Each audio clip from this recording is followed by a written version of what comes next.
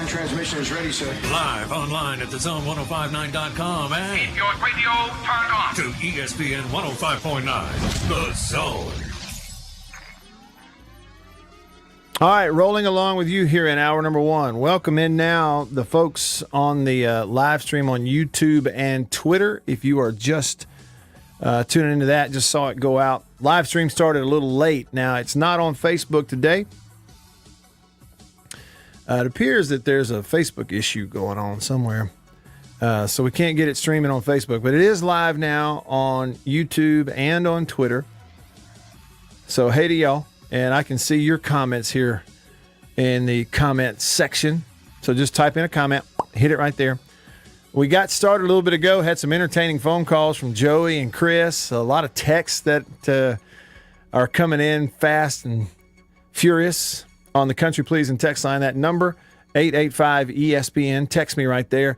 Danny texted the show and he said, do the 21 points Ole Miss scored in the second half leave them on a high note heading into Saturday against Arkansas? Absolutely. Listen, Danny, you know, the psyche, emotional state of a team inside the locker room is most often very different than it is outside the locker room. See, and it's easy for us and everyone else to point to and go, man, it was 35 to, wasn't it? I mean, it was 28 to nothing at half. It's at 35 to nothing at one point in the ball game. It's garbage time at the end. But if you're Ole Miss and you're those players, they're the ones going through it. You could put up 21 points at the end of the ball game. They come out of it going, you know what?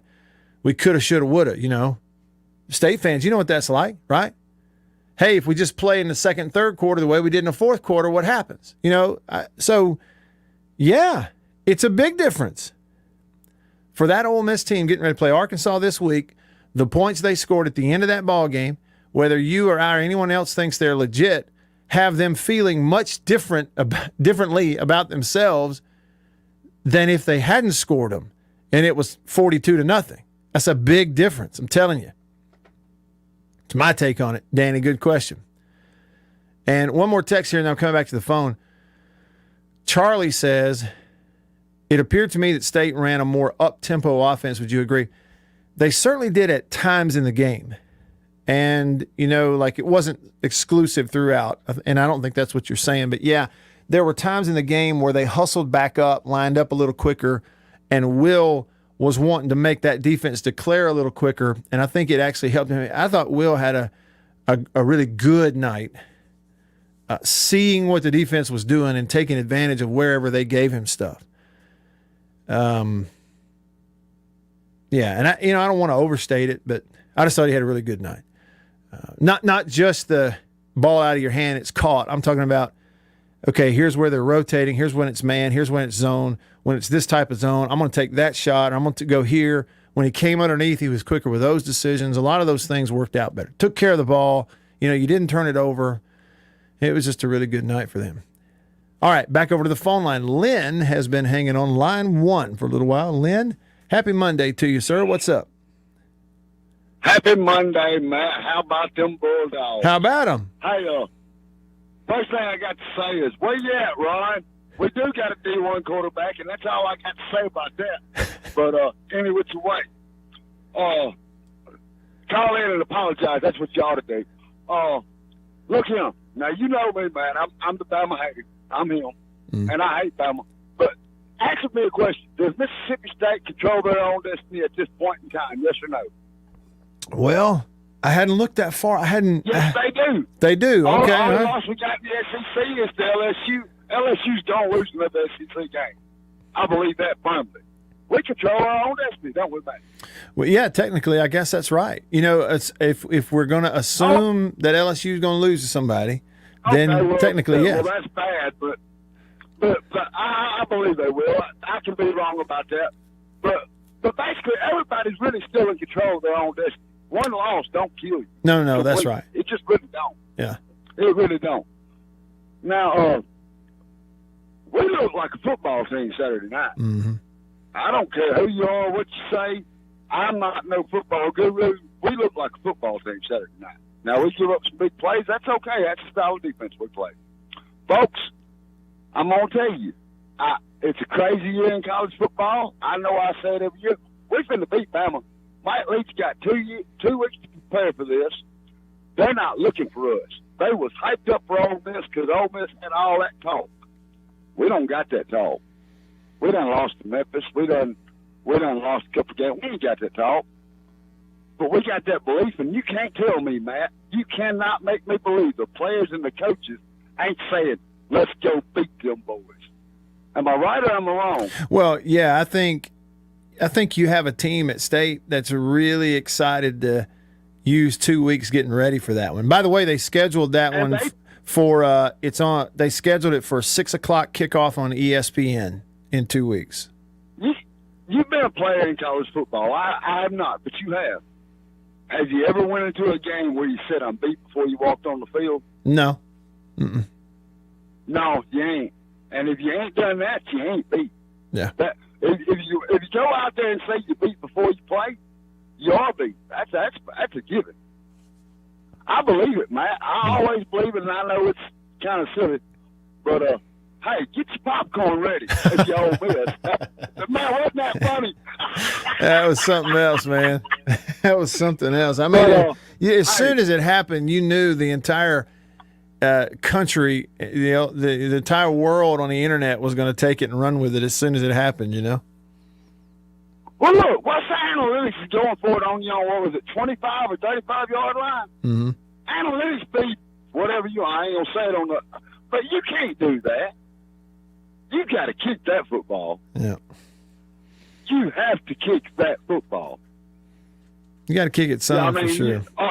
Here's my thing about it, Lynn. Team and say you're terrible. Well, okay, that's exactly my point on this, Lynn, is, okay, to do that as a coach, we're going to go for it on fourth down, and, we want so bad to stay out there on offense, we're going to take these big risks, we don't want to punt. Okay. To do that and for it to work long term, there's got to be great communication between the coach and his defense. What am I saying? I'm saying the defensive unit and the players have to be totally in sync with the coach and understand where he's coming from and why he's doing that. And it's worked to this point, because otherwise, if you don't have that, it is a hard sell, Lynn. That's what I'm saying, because what they did in the game is basically taking the approach, if we punt, we can't stop them. Yeah. And, if you can play that way and still get full belief and full buy-in from everybody on defense, okay, good. Then congrats. But I have my doubts that you can do that, right? Because I don't believe we can do that. Well, and Lynn, somebody pointed this. Got pride. Absolutely. And Lynn, somebody pointed this out. How about this? When the game was over, they looked back, and in that first half, Ole Miss stopped Alabama one time in that first half. You know when it was? It was right after the offense punted them back inside their own 20. You punted to them one time, and the defense got one stop, and that happened to be it. That was just – look, I know the man's a smart coach, and they're all great coaches. They wouldn't be there if they weren't, just like the players. Just like the D1 college football players, Ron, they don't get there by sucking. So much language. Good point. Hey, Lynn, I appreciate the call, man. Thank you. Call me. Good. You too, man. Great call. Call me anytime. All right. Call me anytime. Follow that one up. Louvier on line 2. Louvier, it's good to hear from you early in the show. What's up? Well, good afternoon, gentlemen, and go Saints. Yeah, I agree. Punt is not necessarily surrender, but I also understand that Kiffin didn't come to lose by a close margin. He was trying to win the game, but that's the Herm Edwards rant where he says, "Hello, you play to win the game." Right. The reporter asked him, "Hey, in that situation, why'd you punt?" He said, "Because I was trying to win the game." Punt is not always surrender. That's not why I called. My team has been a great disappointment a couple of weeks, and I just truly believe that we're going to look back at the end of this season with a hopeful 9-8 record, or if we get lucky, 10-7, and we're going to point to this game and say, man, that one hurt. Because we're not. I mean, if we make the playoffs, it's a wild card, and we're just not equipped to go win a bunch of games in a row. We're just not. Mm-hmm. Without Marcus Davenport, our defense gets worn out. I've said it. If I've said it once, I've said it 1,000 times. I'm a very good quarterback if y'all promise not to hit me. And I think Daniel Jones is probably better than me, only because he's a lot bigger, a lot stronger, a lot faster, and a lot younger. And we didn't touch him. We didn't hit him one time. Well, you lose the game that way. It was an entertaining game and frustrating at the end, and we did some good things. And there's a lot of folks who, Jameis Winston's not the answer. Jameis Winston did nothing to lose that game. Nothing at all. It was all the defense, and at the very end, we just petered out. We just didn't have anything left. We very much missed Marcus Davenport, and the rookie Paulson Adebo, he got exposed a little bit. Well, he's a rookie. I think he's very good. We're going to be an up-and-down team. That's why Sean Payton put yo-yos in their locker room. Yo-yos. Yo-yos. We're up and down, baby. Yep. Go Saints. Thanks, Olivier. I know it's not easy to talk about it after that. And man, you talk about an important ball game. This week, the Saints going to Washington. They are 2-2, and you got a bye week the next week. You need to go figure out a way to beat Washington and be 3-2 going into the open date, because after that, it's at Seattle and then hosting Tampa Bay. And touchdown Tommy. Better win that one this week. Not like I'm out on a limb there either. All right, texts coming up. Stick around. After these messages, we'll be right back. For double enjoyment, reach for Beech Nut Peppermint Gum. It sparkles your smile, your breath, your whole sense of enjoyment. Beech Nut Peppermint in the familiar yellow pack. Jeans do come true. Blue Delta Jeans makes the best fitting, most comfortable jeans in the world. Let's dive in and see what we have here. Do what I did. Visit BlueDeltaJeans.com. Find your fit. Just for my listeners, enter discount code Matt Wyatt. Just answer the questions. BlueDeltaJeans.com. Answer the questions. Use this code. Use the code. You're going to get a discount. They are the most comfortable jeans I've ever worn.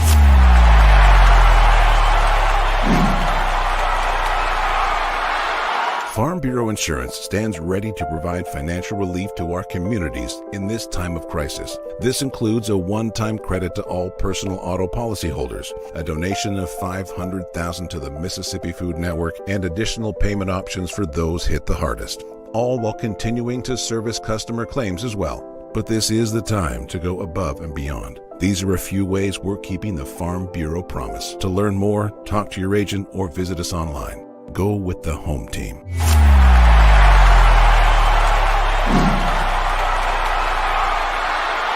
Hey, y'all, let me tell you a little bit about C Spire. New stuff in 2021, including 5G coverage. If you go to their website right now, cspire.com, you're going to see their no bull, which, by the way, I love the Super Bowl ad with the slow motion bull. You're going to see that on the website. But look, they're right. There's been a lot of bull over the years in your wireless bill, depending on if you know who you were with. And my experience with C Spire is just like they say, there's no bull. I know what it's going to cost me each month. I know what my coverage is the number one coverage in Mississippi, period, the number one network. And they've got 5G phones that are 5G ready. Now, I have the new iPhone 12 Pro Max, got it at C Spire, went and did curbside at my local C Spire location and did the exchange where I traded in my old one and got the new one, and it's 5G capable. And we've got 5G coverage in parts of Mississippi, and it's just growing by the day. So you really ought to check that out, okay? And in terms of the new phones, you got deals going on those as well. Find those out at cspire.com. C Spire, customer inspired. After these messages, we'll be right back. Every farmer understands their farm can't thrive without some good partners like sun, soil, and rain. And farmers in North Mississippi also rely on another important partner, Mississippi Land Bank, because land and farm financing are Mississippi Land Bank's primary focus. We've grown alongside these farmers' crops for more than 100 years. All right. Yeah, buddy.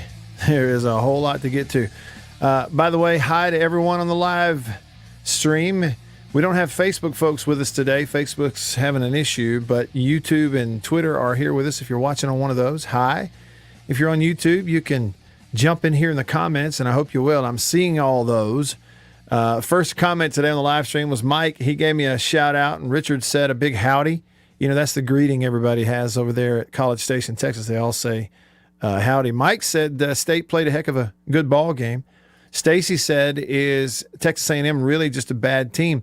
Well, I'll tell you, they don't, to me, and maybe quarterback's part of it, they don't, to me, look like the 15th best team in the country, but they're pretty good. And their potential is way on up there, and they have recruited at a very high level. It's just, honestly, like the other night, they did make some mistakes that were the kind of mistakes Mississippi State had been making in some of those other games. You know, a crucial penalty here or there, or a ball that bounces around and turnover, and, you know, unable to convert third downs, and so they had to try field goals instead of touchdowns. You know, that's the way they're kind of looking at it. I think they have a chance to be a good team, but they're not there right now.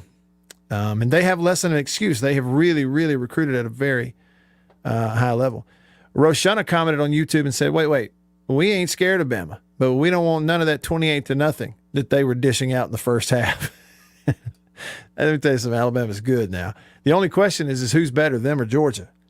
Because Georgia is really, really good. And finally, Jimmy on YouTube said, it's funny that when television folks talk positively about your quarterback and you win, folks suddenly think he's a better quarterback. He's played just as rock solid the last 3 games, and #Hail State. And that's it.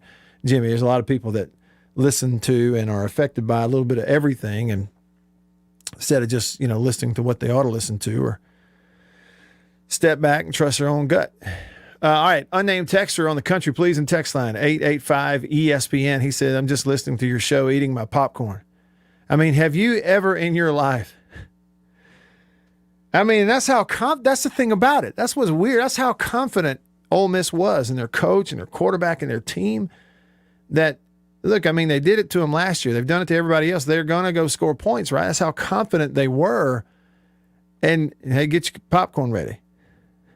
By the way, I don't have time for follow-up questions. Here's your headset. And then proceed to be 28-0 at halftime. You know, it's just, I mean, wow. Jonathan texted the show. He says, Matt, I made it to College Station this weekend. 2 things. One, I cannot overstate how cool Kyle Field is. It's different for sure, but if you get a chance, go. And he said, secondly, we will look back and talk about how special Will Rogers was, Hail State, and all his career in front of him. Don't forget, last year doesn't even count. This guy, last year didn't even count in terms of actual technical NCAA eligibility, and the guy is just getting started, and he's well on his way. I'm telling you, he's not there yet. He got a lot of growing to do, physically, mentally, everything. But as just a young guy, he's showing you some signs now. And I'll tell you, they got to keep him healthy. Got to keep him healthy. Unnamed texter says, when will Brandon Reeves be back, the field goal kicker? I don't know the answer to that. Now, I hope that these next 2 weeks will help him be ready to go for State against Alabama in 2 weeks. You know, State's off this weekend, so now they've got 2 weeks to get ready for Alabama. Alabama goes to A&M this weekend. I think, just based on putting some clues together, I wouldn't be surprised to see him back for that. That's what I'm saying. Paul texted the show. He said, hey, Matt, while I'm an Ole Miss fan, I always pull for State except when they play us. Congrats on taking down A&M. What about Coach Sherrill congratulating Coach Leach? We've got to put Alabama behind us and get ready for Arkansas. Good text, Paul, and you're right. Yeah, I got to see Coach Sherrill. I didn't know that he had gone in and sort of crashed Coach Leach's press conference. I was out in the alleyway up under the stadium, which is next to the locker room, and they got these big trucks, and our engineer was rolling his equipment from radio stuff up onto there, and I was watching his luggage while he was coming back down, and I had my camera out, and somebody started pushing me in the back, like almost pushing me over, and it kind of made me mad, and I spun around like, who is this? And it was Coach Sherrill, and he was holding his granddaughter, and he had Peggy, his wife, with him, and they were there. So I got to see him. We had a big laugh. He laughed at my reaction. And he's got a most beautiful little granddaughter, beautiful blue eyes, and he was grinning from ear to ear. And I told him, I said, Coach, they recognize you here on the field every time we come here and play. And then every time they, A&M, come to Starkville, we recognize you on our field. It's like we're competing to see who can get you to, wear our stuff more. But that was certainly a neat moment. And you're right, Paul. For Ole Miss, you just put it behind you, flush it and go into Arkansas. Arkansas is a winnable game. You get them at home. But the thing is, if you do let this Alabama thing linger, guess what? Arkansas is going to beat you. That's it. And they beat you last year, but it didn't matter. What I'm saying is, to your point, they needed to have that Alabama game, the team anyway, behind them by the time they set foot back in Oxford that night, because Arkansas is out there. They can run the ball. If Ole Miss does not play better on that defensive front, then Arkansas will rush for about 315 yards in that ball game. Ole Miss got to play better. All right, over to the phone line. It looks like on line 3 we got Alden from Starkville. Alden, thanks for calling. What's up? Matt White, how you doing today? Just right. What's up? Oh, man, beautiful victory Monday here in Starkville. I want to kind of talk about Will Rogers looking like a real Texas gunslinger down there on the Brazos Saturday night. But, wait a minute, you hear that? What is that? Man, them big dogs barking. If you ain't a dog, you dog food, baby. Let's pack Davis Wade next Saturday night, baby. Let's go. Let's go. Hey, and I'm going to tell you what, Alden, thanks for the call. Let me tell you something. It's going to be packed. First chance this year with a conference game and a big-time opponent, positive vibes, even though Alabama would be a tremendous favorite in the game, and they should be. Yes, we get it, but it's good for State and the program and the fans because it's a 6 p.m. game. Weather should be at least cool. We don't know if it's going to rain or what, but 6 p.m. game. And as long as it's not like a big storm, you're going to have a great day of tailgating, excitement. You'll have a full stadium. And the program and the school really needs that, okay? Let's be honest. They need that. They need that 6 p.m. game with a high-profile opponent in there. And the team, you go on the road and win. Now step it up. Now play prime time on ESPN at 6 o'clock in your next game with 2 weeks to prepare against somebody that's a lot better than you. Now let's see how you play. All right, Rooster on line 1. Thanks for calling, Rooster. What's up? Hey. Hey. Can y'all hear me? Yep, got you loud and clear. Yeah, I had some green onion too. That's my favorite. Yes. Listen, I tried to warn everybody. I got on the air. The bookies made a fortune off Georgia and Alabama. Mm-hmm. I tried to tell everybody. They made a fortune. Yep. If ever a game looked tanked, the Georgia-Arkansas game looked tanked. Well, I mean, Arkansas was just absolutely overwhelmed. And you know what, Rooster, I know you didn't call in to get into an X's and O's thing, so I'm not taking it there. I'm just saying, after I watched a little bit of it, I think Georgia's a terrible matchup for Arkansas because nobody's going to run the ball against Georgia this year. And Arkansas, what do? They run the ball. It was a bad matchup for them from the get-go. Well, KJ was 50%. He was just half work, and they beat him with Stetson. They didn't need Daniel. Right, that's right. Obviously, but listen about A&M. A&M is overrated. They're not even ranked in the top 25 anymore. Mm-hmm. And Arkansas, bless their hearts, I love them. I'm going up there, but they've beaten nobody but A&M, Ole Miss, and Mississippi State. That's all they've beaten. And I guarantee you, this year, Ole Miss will win, their favorite, and Mississippi State will win. They'll win both those games. Even in Fayetteville, State will win that game.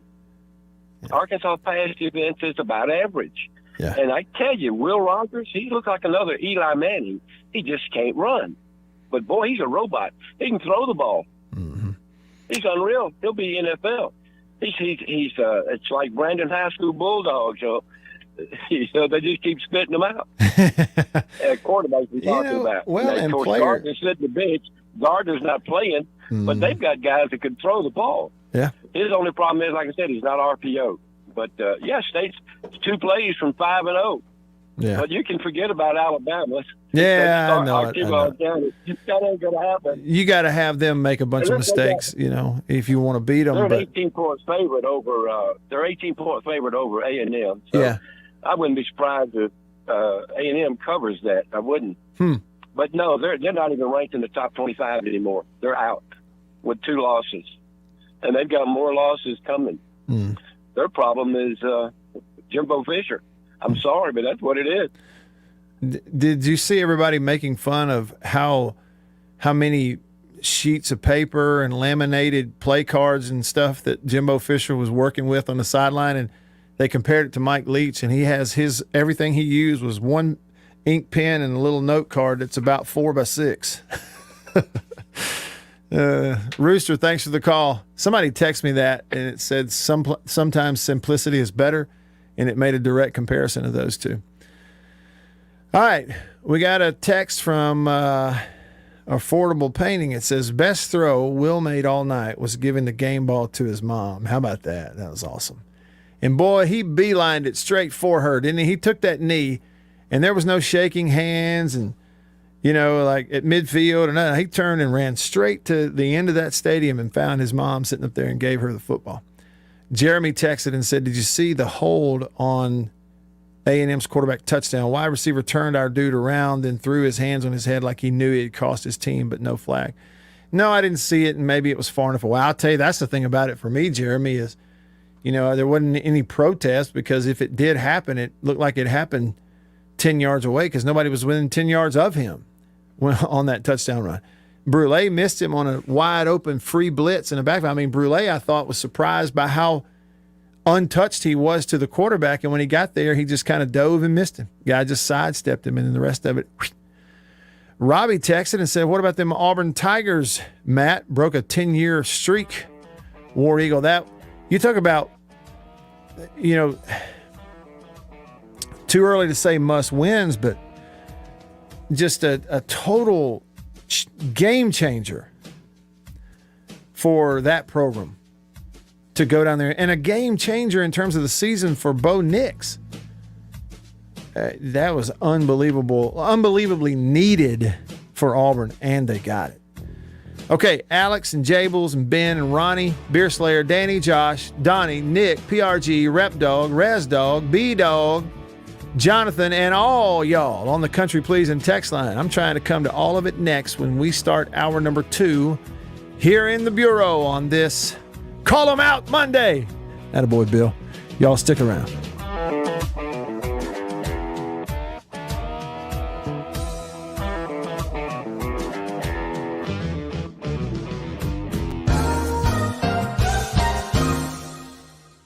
Farm Bureau Insurance stands ready to provide financial relief to our communities in this time of crisis. This includes a one-time credit to all personal auto policyholders, a donation of $500,000 to the Mississippi Food Network, and additional payment options for those hit the hardest, all while continuing to service customer claims as well. But this is the time to go above and beyond. These are a few ways we're keeping the Farm Bureau promise. To learn more, talk to your agent or visit us online. Go with the home team. After these messages, we'll be right back.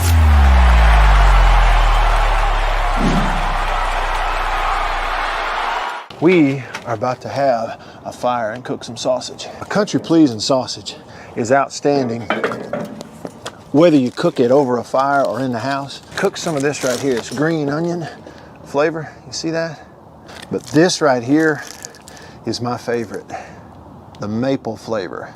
And this is great for breakfast. It's awesome cooking it in the house because it makes the whole house smell good. Oh yeah. Let's eat Country Pleasing sausage, the best, hands down. If you go to countrypleasing.com, you can actually order this and deliver it to your house. Country Pleasing sausage, hands down, the best. Trust me. Davini Equipment, Spring Ridge Road in Jackson, Highway 51 in Madison. Hey, y'all, let me tell you a little bit about C Spire. New stuff in 2021, including 5G coverage. If you go to their website right now, cspire.com, you're going to see their no bull, which, by the way, I love the Super Bowl ad with the slow motion bull. You're going to see that on the website. But look, they're right. There's been a lot of bull over the years in your wireless bill, depending on if, who you were with. And my experience with C Spire is just like they say, there's no bull. I know what it's going to cost me each month. I know what my coverage is the number one coverage in Mississippi, period, the number one network.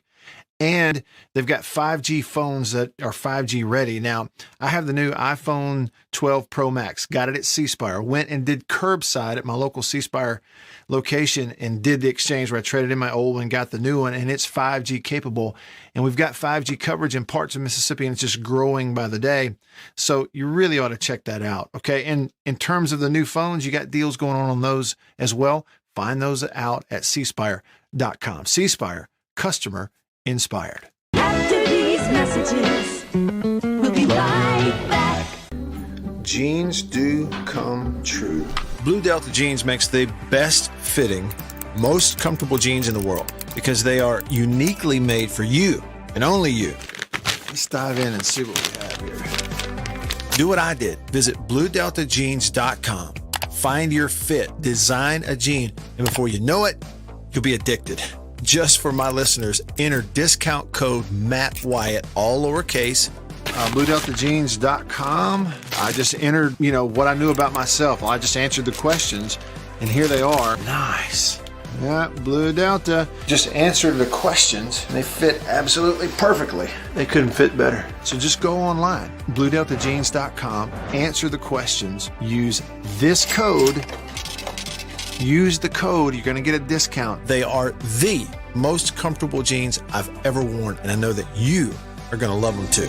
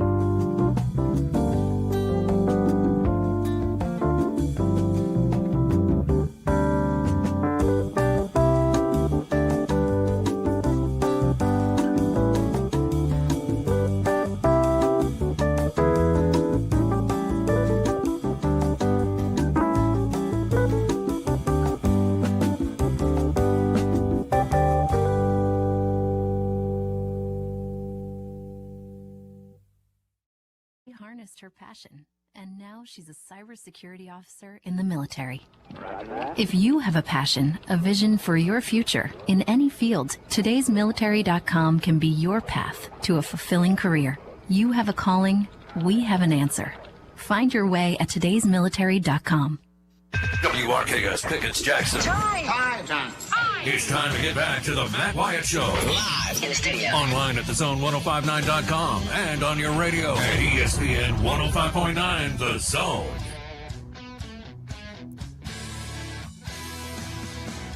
Well, look at there. Just like that.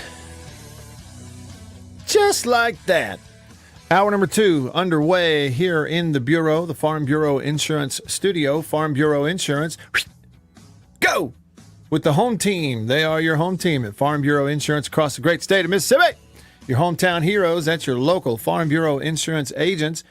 On Friday evening, this past Friday evening, after I'd gone to Starkville, jumped on the airplane with the football team. We flew to College Station, Texas. Buses picked us up, drove us over to the hotel. Get checked in, got in the room, put everything in, and then we met down in the lobby, myself and Neil Price and a couple of others, to go have some dinner somewhere. We were looking for Tex-Mex, and we found some more good food. Golly, it was outstanding. And the place looked like an absolute dump. It was a hole in the wall. Neil found it. And when we pulled up to it and it got out, I thought, this is a setup. This is how it ends. This is it. This is like something out of one of these weird Netflix shows where it all starts innocent and then it turns real gory. This can't be it. And, buddy, I am forevermore glad that we went in there and got food because it was, whew, man, was it good. Anyway, okay, but before we left the hotel, we were sitting in the lobby waiting, and there was this guy sitting there with his feet propped up, cowboy boots, Wranglers, Western shirt, and a cowboy hat. And I walked over, and the seats were spread out. They had the lobby social distanced. And I kind of looked at the chair, and he said, sit down there and make yourself comfortable. So I thought, okay, I got to talk to this guy. Make a long story short, he was in town because he is from Amarillo, Texas. Amarillo by morning. Thank you, George Strait. He was from Amarillo. He is with Farm Bureau, Texas. Not Farm Bureau Insurance of Mississippi, Farm Bureau Insurance of Texas. And he and some folks from his company were in town because they were one of the game sponsors. And in fact, his buddy who he works with at Farm Bureau Insurance Texas got to be on the field for pregame for the coin toss. That's what they were in town for. But this guy from Amarillo was a Texas Tech fan, and he started talking about Mike Leach. And he said, look, to this day, he said there's about half the Tech fans that don't like Mike Leach, but the other half sure do wish he was still there. We had an interesting conversation about that last Friday over in the hotel. Yeah, the food was outstanding. And they had this stuff like, a Mexican restaurant, they bring you salsa, or you might get queso and you dip your chips in it. Well, they brought some stuff that was greenish in color. And we dipped the chip in that and I ate it. Two things. It was not guacamole.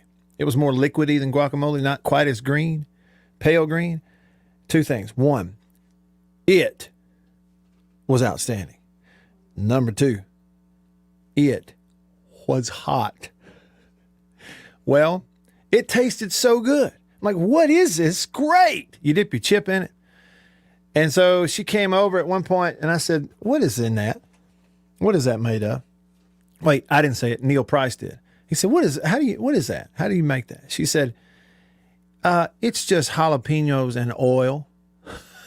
All right. So according to her, all it was in a blender, put some oil in there with some jalapenos and put it in a dish and dip your chips in it. I made the point, it's got to be something else in there. It tastes too good for it to be just that. What kind of oil are we talking about? Regardless, it was really good. But I don't think I could feel my inside of my mouth for 2-3 hours afterwards. This stuff was hot, whatever it was. Okay. And everybody says it's better food out there. Let me tell you, it is. It tastes better. It's Mexican food. It tastes better. It just does. All right. Text messages, not text messages on the Country Please and text line. Let's get to them right now.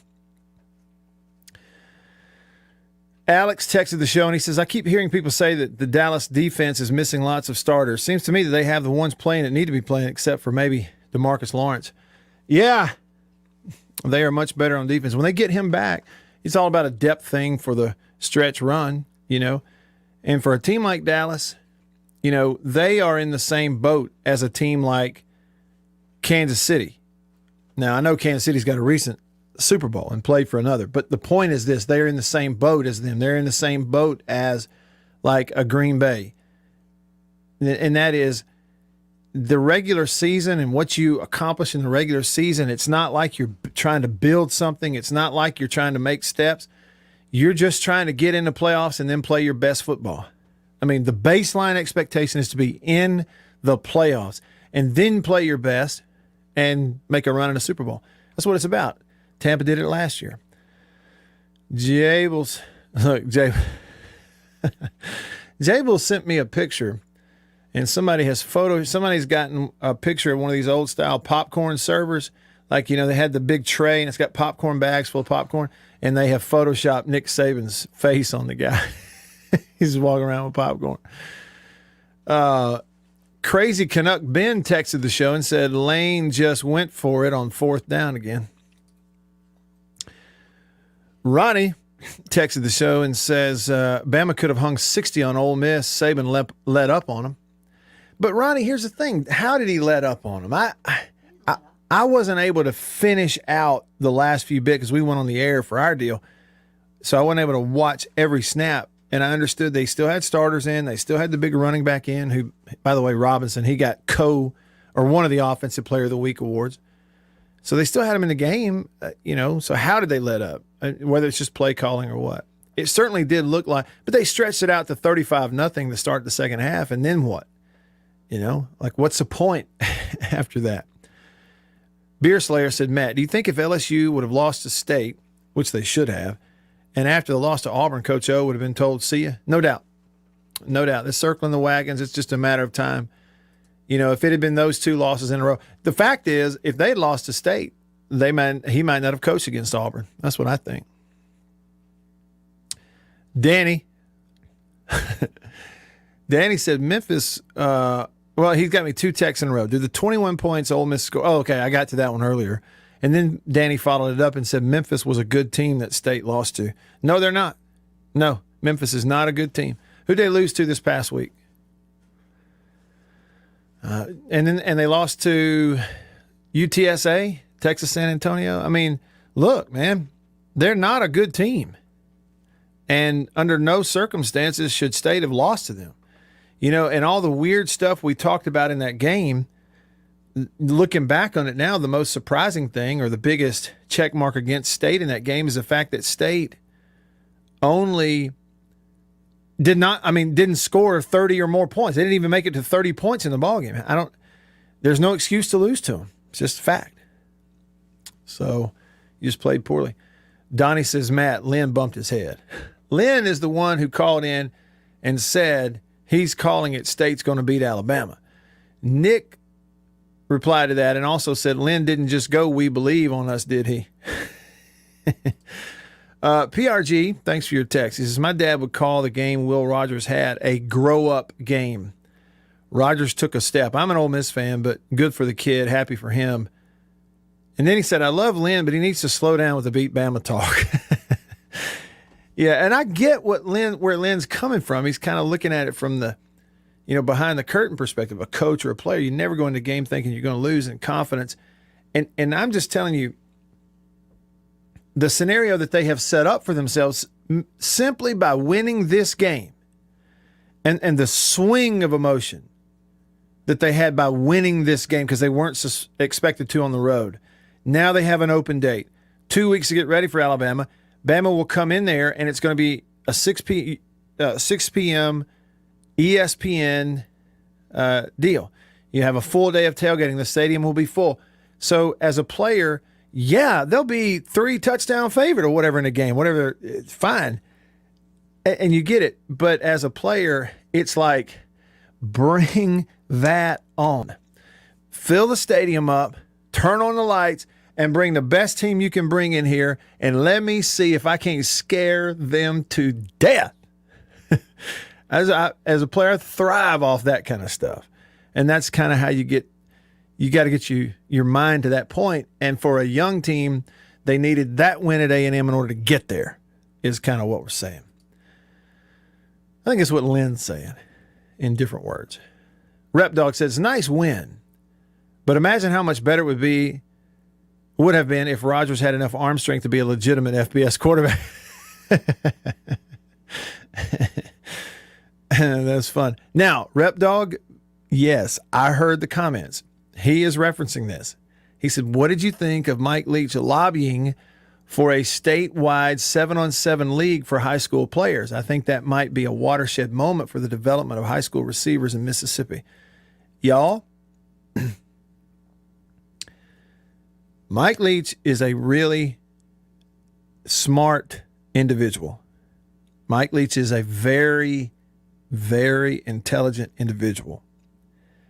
And I think he very intentionally at times glosses that over and covers that up with the funny things and the sayings and the off-the-wall conversations. I've been amazed at him. Y'all need to listen to what the things he says in post-game conferences, press conferences. I have sort of been amazed at he'll walk in the post-game right after the game's over, and he'll do one interview on radio with Neil Price, and then he'll do another interview with the media, and you can still hear the fans in the stadium. And then what I'm doing is I go back, I watch the game over again on Sunday, and then Mondays, Tuesdays, I sit down and start chalking stuff, writing stuff on the screen for the film study videos and breaking it down. And then I'll go back and listen to Mike Leach's post-game stuff to see if there's anything he said that I missed. And what I'm amazed by is how he'll walk right in and just nail what's on the film, and he ain't even watched the film. He just coached so much, and he's sitting there watching the game and just nails it. And so the point is, he goes into this deal of saying, now I'm paraphrasing Rep Dog, but see, did you take it this way? He basically was saying, look, if I'm going to be here, we're going to run the air raid and throw the ball. And I sure would love it if there were better high school receivers at all the high schools in Mississippi. And a lot of these schools, he was basically saying, look at what Texas recruits. They've gone out here, and in Texas, they're recruiting these kids that have been playing in 7-on-7 passing leagues since they were 12 years old. I think we need that in Mississippi. Fire it up. Hey, Matthew. Hey. So Lynn called. He called back? Yeah, he didn't want to talk to you. He just wanted me to pass a message. Okay. He said, not only did I say we believe, but we want Bama. He said it. Lynn has taken the approach today then, go big or go home. Thank you, Lynn, for the update. Make no bones about it, he said. I got to go fast here. Lots of texts, and I got lots of time. Hallelujah. Let's see. Y'all just listen in. I'm going machine gun on some text messages here. All right, country please and text line. Unnamed texter says, hey, Matt, I just want to make sure we're all in agreement after this weekend that an SEC quarterback who's thrown for 1,800 yards, 14 touchdowns, 75% completes, 6.6 yards per pass, and is the number 3 quarterback in the nation in passing yards is not a Division I caliber quarterback and needs to be benched, according to some of these people. If people truly think Will Rogers needs to be benched, they need to give up on football and start following badminton. I could not agree more. And he put him in their place, and he had a right to do that after the ball game the other night. B-Dog2 says, who is the third best team in the SEC? How good is Kentucky? Arkansas, Ole Miss, Auburn, Mississippi State, Florida? It's a group. I mean, yeah, isn't it, B-Dog? It's a great question. The only way we're going to know is let the season play out. I mean, Ole Miss's offense, I don't care what happened to him at Alabama. Ole Miss's offense is good enough that they're definitely in the conversation to be the third best team in the SEC. It's just that Bama and Georgia are on the other side of the Grand Canyon from us. That's how far they are stretched out over there, their roster and everything else. So you got, Ole Miss's offense does it, but they're not a balanced enough team. That's why they're going for it on fourth down all this time. Kentucky, Kentucky may be it because they are good on the line of scrimmage. It's a line of scrimmage league. It always has been, always will be. Games are won and lost on the line of scrimmage. Their offensive line, defensive line, very complementary. They can win games in different ways. They have won in different ways. But are they the third best? That's really hard to say. The fact is, B-Dog2, that State should be sitting here at 5-0. They're a play against Memphis, a kick or two against LSU from being sitting here 5-0, and they ought to be squarely in the conversation too. And it may play out that way, but Sometimes young teams are just too inexperienced for it to be their year. Florida, how do you trust Florida right now? So I don't know the answer to that.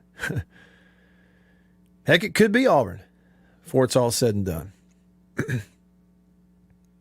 It's funny that we can't even talk about LSU. Don't even bring them up. Jonathan Taxi says, like a fresh coat of snow over that nasty dog park. All is beautiful and start with the day. Ain't it pretty? that analogy from Joey, I won't ever forget it. The dog park where nobody cleans up after themselves, but then they get a fresh coat of snow. He said, it just looks so pretty, beautiful. He said, but all that poop's still right there. It's just under the surface. That was a good one from Joey. Josh says, Matt, going to beat Bama? Ask Glenn to pull over if he's driving. He could be a danger to himself and others. Josh, signed Hail State. And then he says, I saw online where someone said Jimbo's play cards look like a Waffle House menu. Yeah, I mean, he had like a 3-ring binder over there. Mike Leach has got like a napkin from breakfast. He drew up a couple plays on it at breakfast. And then in between plays, he wipes the tobacco spit from his bottom lip.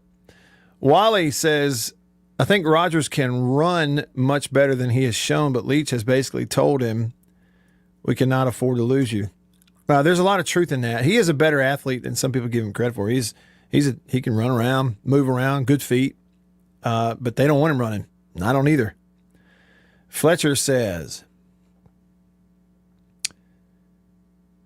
he goes, 10 years, what is that guy talking about? Auburn had not won at LSU since 99. Is that right? Fletcher, I didn't realize that it had been that long for him there. That's hard to imagine. Troll Tide says, Leonard's Losers tagline, it takes me back. I loved and never missed his radio shows. Friday evening or early Saturday morning in his newsletters. I don't know. It says, I didn't know he was an aviator in World War II. Thanks for the link on that, Troll Tide. He's talking about Leonard's Losers.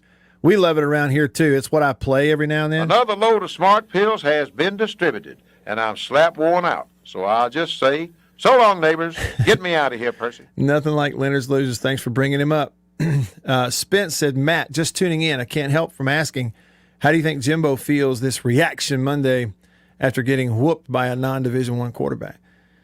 Well, coaches know whether they are any good or not. He knows they've got lots of great players and the pressure is on because they are recruiting at a high level. And that kind of recruiting classes, you can't stack them up and then play like that. He knows it. He's at one place. They not only can afford to pay him, they can also afford to pay him to leave. He may not care. More Bully says that what I was talking about says it sounds like tomatillo sauce. Tomatillo? Say what? Who cares what you call it? Just eat it. Tony Joe said, got to call out Kiffin's immature behavior on national TV prior to the game. Evidently, he hasn't matured yet. Tragic. Well, Tony Joe, I will tell you, my take on that has been a little different. I mentioned it earlier. Yeah, I get it. Okay, you can't, everybody knows it. You can't say into the camera, get your popcorn ready, and then proceed to go get behind 28-0 and expect it to go well. Okay, fine. But here's the other side of it. I would never, as a coach, and he will never again, as a coach, agree to a sideline live interview on a headset a minute before kickoff. Okay, and then if you do, what is this reporter thinking she's going to get a follow-up question in? I mean, the clock's ticking down. There's 30 seconds before his team's going to kick off and start the game against Alabama, and he's got a headset on, and she wants to ask a follow-up question. So I kind of think he just sort of rushed it and was looking for a cool way to get out of it. I don't blame him for throwing a headset. In fact, don't agree to it in the first place. Go tell Nick Saban that you would like to ask him a follow-up question on a headset on live TV, and there's 30 seconds on the clock before kickoff, and see what happens. He may not only throw the headset, he may hit you with it. So that the mistake was kind of twofold to begin with. I bet you Lane Kiffin will never agree to a pregame just before kickoff interview. You can't do it as a head coach. much less as a TV group thinking that he owes it to you and you've taken it right up within a minute of kickoff. You can't do that.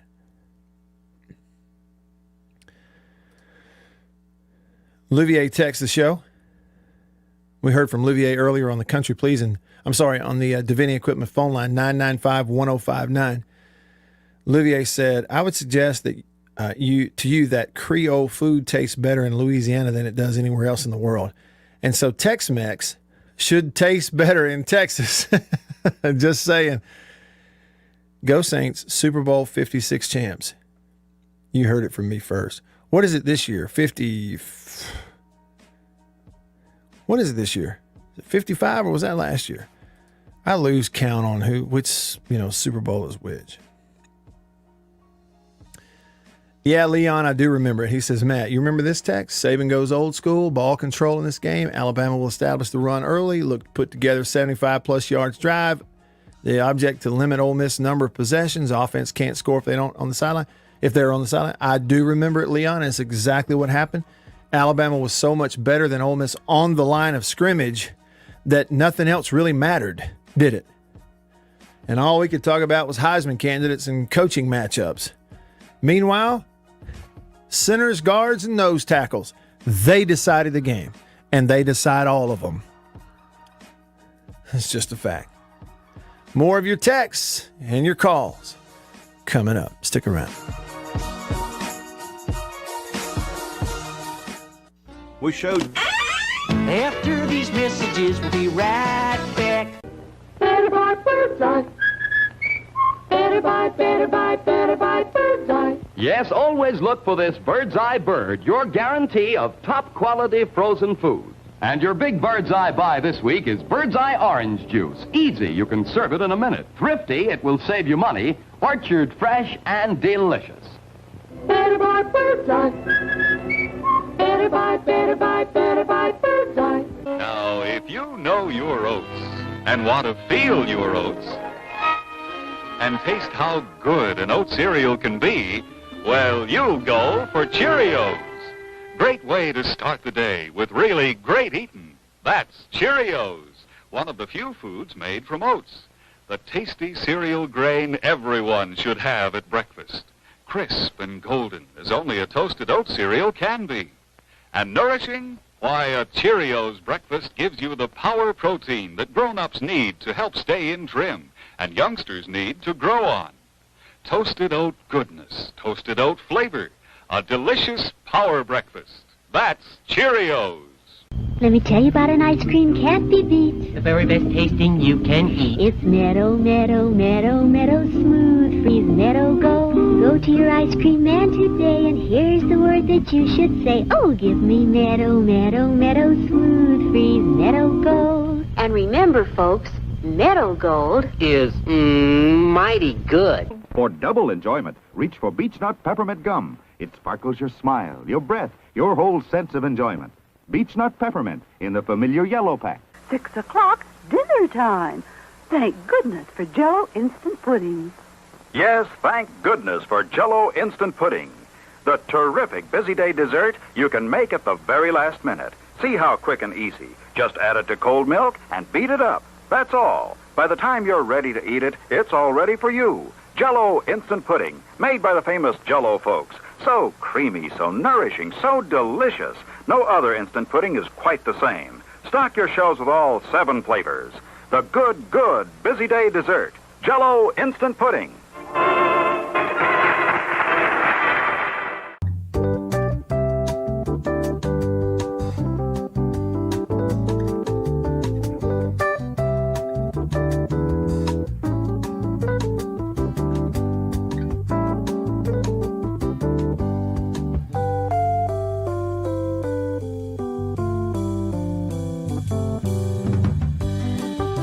Back to our little talk. Right here on the Matt Wyatt Show. All right, back with you. We'll hit some phone calls, some more text messages on this Reaction Monday. If you got questions for me, hit me up. Like I said, I got to see the state game in person, being out there in Texas. Watched the first half, 2.5 quarters of the Alabama and Ole Miss game before I had to kind of get my eyes off of it, but watch it pretty closely so we can talk about all that. Now, Tony Joe says, please don't excuse a man acting childish. It's okay to forgive it. Yeah, we do have to forgive it, right? And, you know, I was just saying, Tony Joe, I get it. Yeah, I mean, he probably learned a tough lesson, Lane Kiffin did, about, you know, that kind of thing. But the build-up, and it was all about him and Saban, and the build-up was just, I mean, it was a hype machine for weeks, you know, and maybe he got caught up in it a little bit. Maybe they did. I don't know. But it's like he's almost just playing that role in this hype machine. I'm sure television loved that he did that. And maybe there's some people, too, that look at it and go, look, any publicity is good publicity. I think he probably learned a lesson in it. All I was saying was it was a terrible situation for a guy to be doing an interview in. And TV, they don't get him 5 minutes before kickoff. They get him 30 seconds before kick. I'd have thrown the headset, too. I really would have. All right.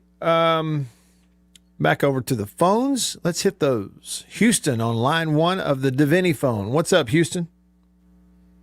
Hey, Matt. It was a great day to be aboard this past Saturday night, and we played very, very well. You know, it was awesome. It was very great to watch it, and I think Will Rogers grew up before our very eyes, I can tell you that. He stepped up when he needed to, and he's done really, really good over the last few weeks, you know, and the results haven't been there, but finally we broke through and made some good plays in critical times.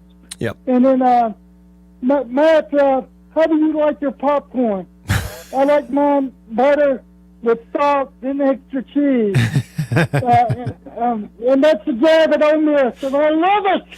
I love it so much. Houston, I would say my favorite, holiday time, Christmas time, and you get that tin of popcorn that's got the decorative can, and there's 3 flavors in it, right? Normally there's 3 flavors. You got butter, you got the cheese, and then you got the caramel. I am a caramel guy. Now, I'll eat any of it, but I'm a caramel popcorn guy in those cans. But some of the best I've ever had was popcorn that had white chocolate melted and drizzled all over it. Oh, yeah, buddy. Make your tongue slap your hat off. I love it. And, you know, I will say I think we should offer Coach Lee some popcorn when he wins the Egg Bowl this year. When? You sound confident. Are you confident, Houston? Yeah. Yes. Yes, I think we're going to be able to do it. All we got to do is learn how to wrap up a little bit better, and we'll be fine. Good stuff. Houston, it's great to hear from you. Thank you. Good to hear from you, Houston. Call me anytime. Over to line 2, where Robert from Mobile, Alabama is hanging on. Robert, what's up? Hey, man. Hey. Well, if you're going to make a statement like popcorn or bring it or whatever, only 2 coaches can make that statement and live these days, and that's his name is Nick Saban, and Kirby Smart's barely in that conversation right now. Hey, but seriously though, Robert, could you imagine if before a game Nick Saban looked in the camera and goes, "Hey, y'all better get your popcorn ready"? It would be unreal. But he's had plenty of opportunities to say that, and he would have. I know he would have decimated a few teams. I know, but he never will. I know. All of us, all the state fans, we're just we're hoping Saban doesn't do it in 2 weeks. You know. I'll bet you do. It's like Ogeron with the Sissy Blue with UCLA. All right, dude. You know what you better do after that, don't you? Hey, and Robert, you know what? All right, I'm not going to call your age out, but I'm going to say, Robert, I'm in my mid-40s. We're probably in the same. We probably grew up in the same era, right? Me and you. Yeah. Okay. Yeah. Well, you know what I think? I don't realize it all the time because I no longer spend very much time on social media and all this stuff. And in my everyday life, my job, I don't have a teenager. I have a 10-year-old. She doesn't even have a phone yet, those kinds of things.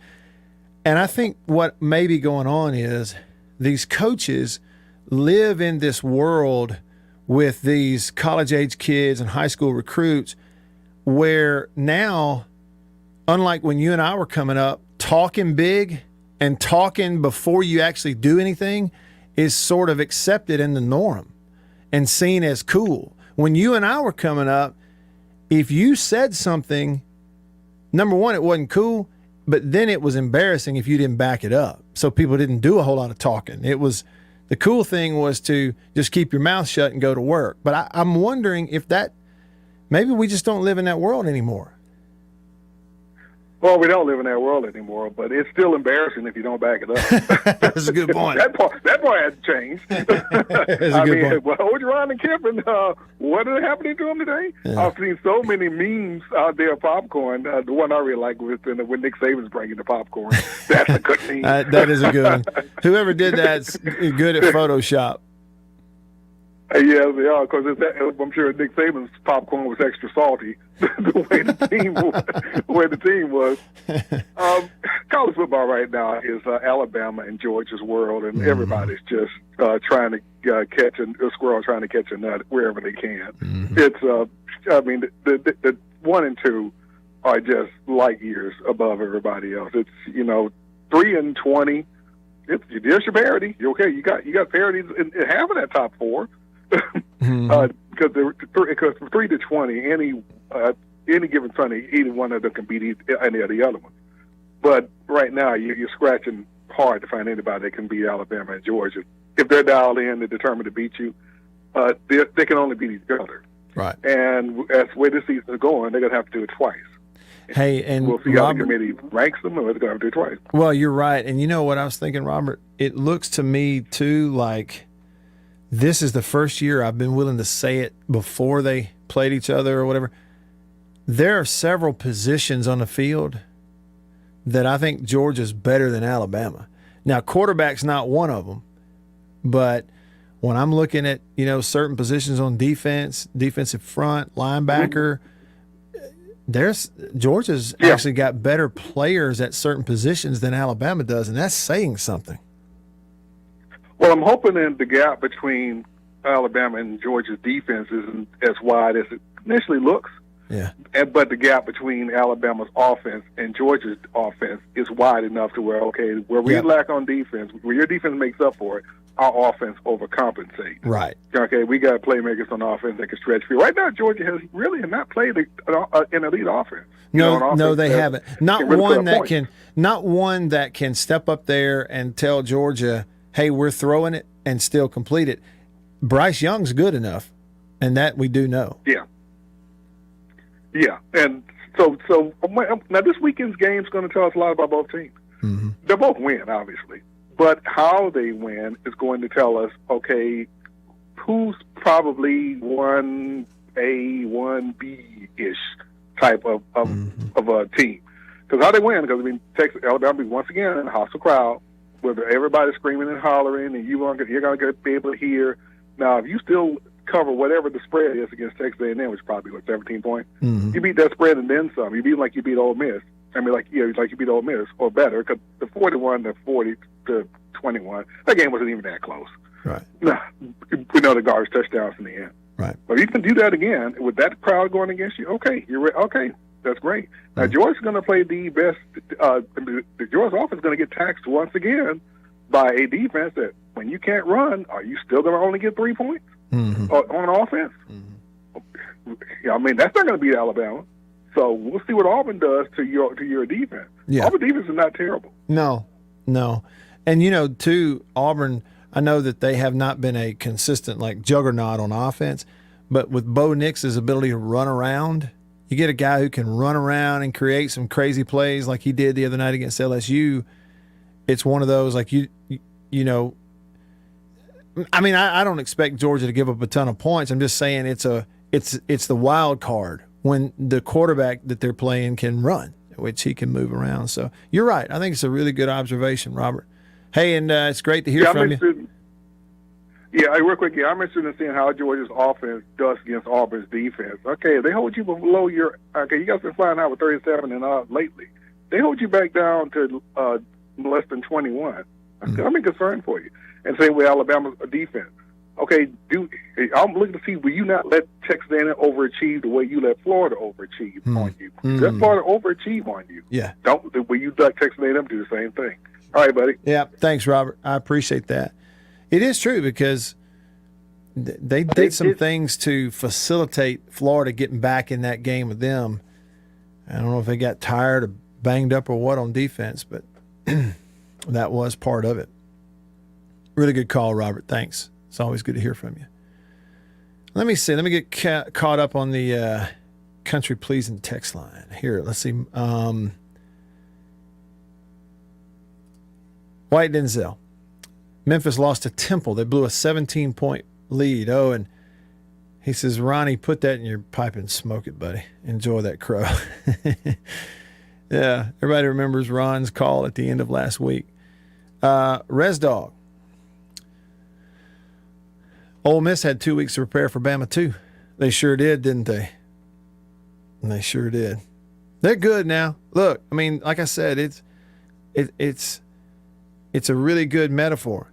Alabama and Georgia are over there on the other side of the Grand Canyon. The rest of us are over here. That's the gap, okay? But you love the challenge, don't you? I would. Moose Dog says, how did the baseball team do in the scrimmage versus Samford this weekend? I don't know, Moose Dog. I know it's embarrassing to admit it, but I was not able to keep up with that. I hadn't seen or read about it yet. Trey texts the show. He says, I can smell the popcorn in Oxford all the way from Madison County. Ha, ha, ha. I'm proud of our dogs on a well-played, hard-fought road win. Hashtag Hail State. I'm talking popcorn. Popcorn. Everybody's talking about popcorn today. So, Rep Dog, Louvier, Wally Fletcher, a bunch of folks on the Country Pleasing text line. Y'all are coming up next. Plus, a special guest in the Farm Bureau Insurance Studio. Well, a regular guest. Coming up next. I'm Matt in the Bureau. Stick around. Hey, Matthew.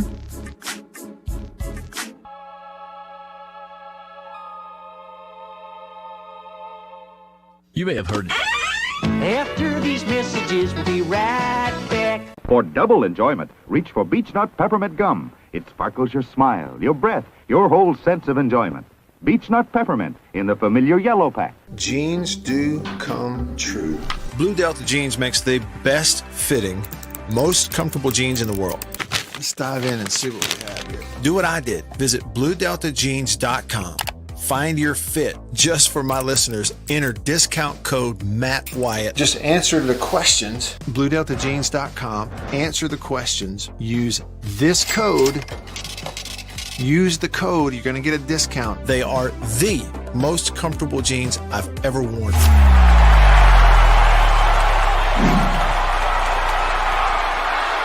Farm Bureau Insurance stands ready to provide financial relief to our communities in this time of crisis. This includes a one-time credit to all personal auto policyholders, a donation of $500,000 to the Mississippi Food Network, and additional payment options for those hit the hardest, all while continuing to service customer claims as well. But this is the time to go above and beyond. These are a few ways we're keeping the Farm Bureau promise. To learn more, talk to your agent or visit us online. Go with the home team.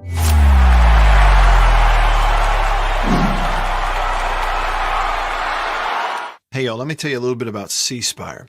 New stuff in 2021, including 5G coverage. If you go to their website right now, cspire.com, you're going to see their no bull, which, by the way, I love the Super Bowl ad with the slow motion bull. You're going to see that on the website. But look, they're right. There's been a lot of bull over the years in your wireless bill, depending on if, who you were with. And my experience with C Spire is just like they say, there's no bull. I know what it's going to cost me each month. I know what my coverage is the number one coverage in Mississippi, period, the number one network. And they've got 5G phones that are 5G ready. Now, I have the new iPhone 12 Pro Max. Got it at C Spire. Went and did curbside at my local C Spire location and did the exchange where I traded in my old one and got the new one, and it's 5G capable. And we've got 5G coverage in parts of Mississippi, and it's just growing by the day. So you really ought to check that out. Okay. And in terms of the new phones, you got deals going on those as well. Find those out at cspire.com. C Spire, customer inspired. After these messages, we'll be right back. Every farmer understands their farm can't thrive without some good partners like sun, soil, and rain. And farmers in North Mississippi also rely on another important partner, Mississippi Land Bank, because land and farm financing are Mississippi Land Bank's primary focus. We've grown alongside these farmers' crops for more than 100 years. We understand what a farmer needs, and we know the lay of the land in North Mississippi. And that's where I stand. A lot of people in the equipment world, things. 105.9 The Zone and worldwide online at thezone1059.com.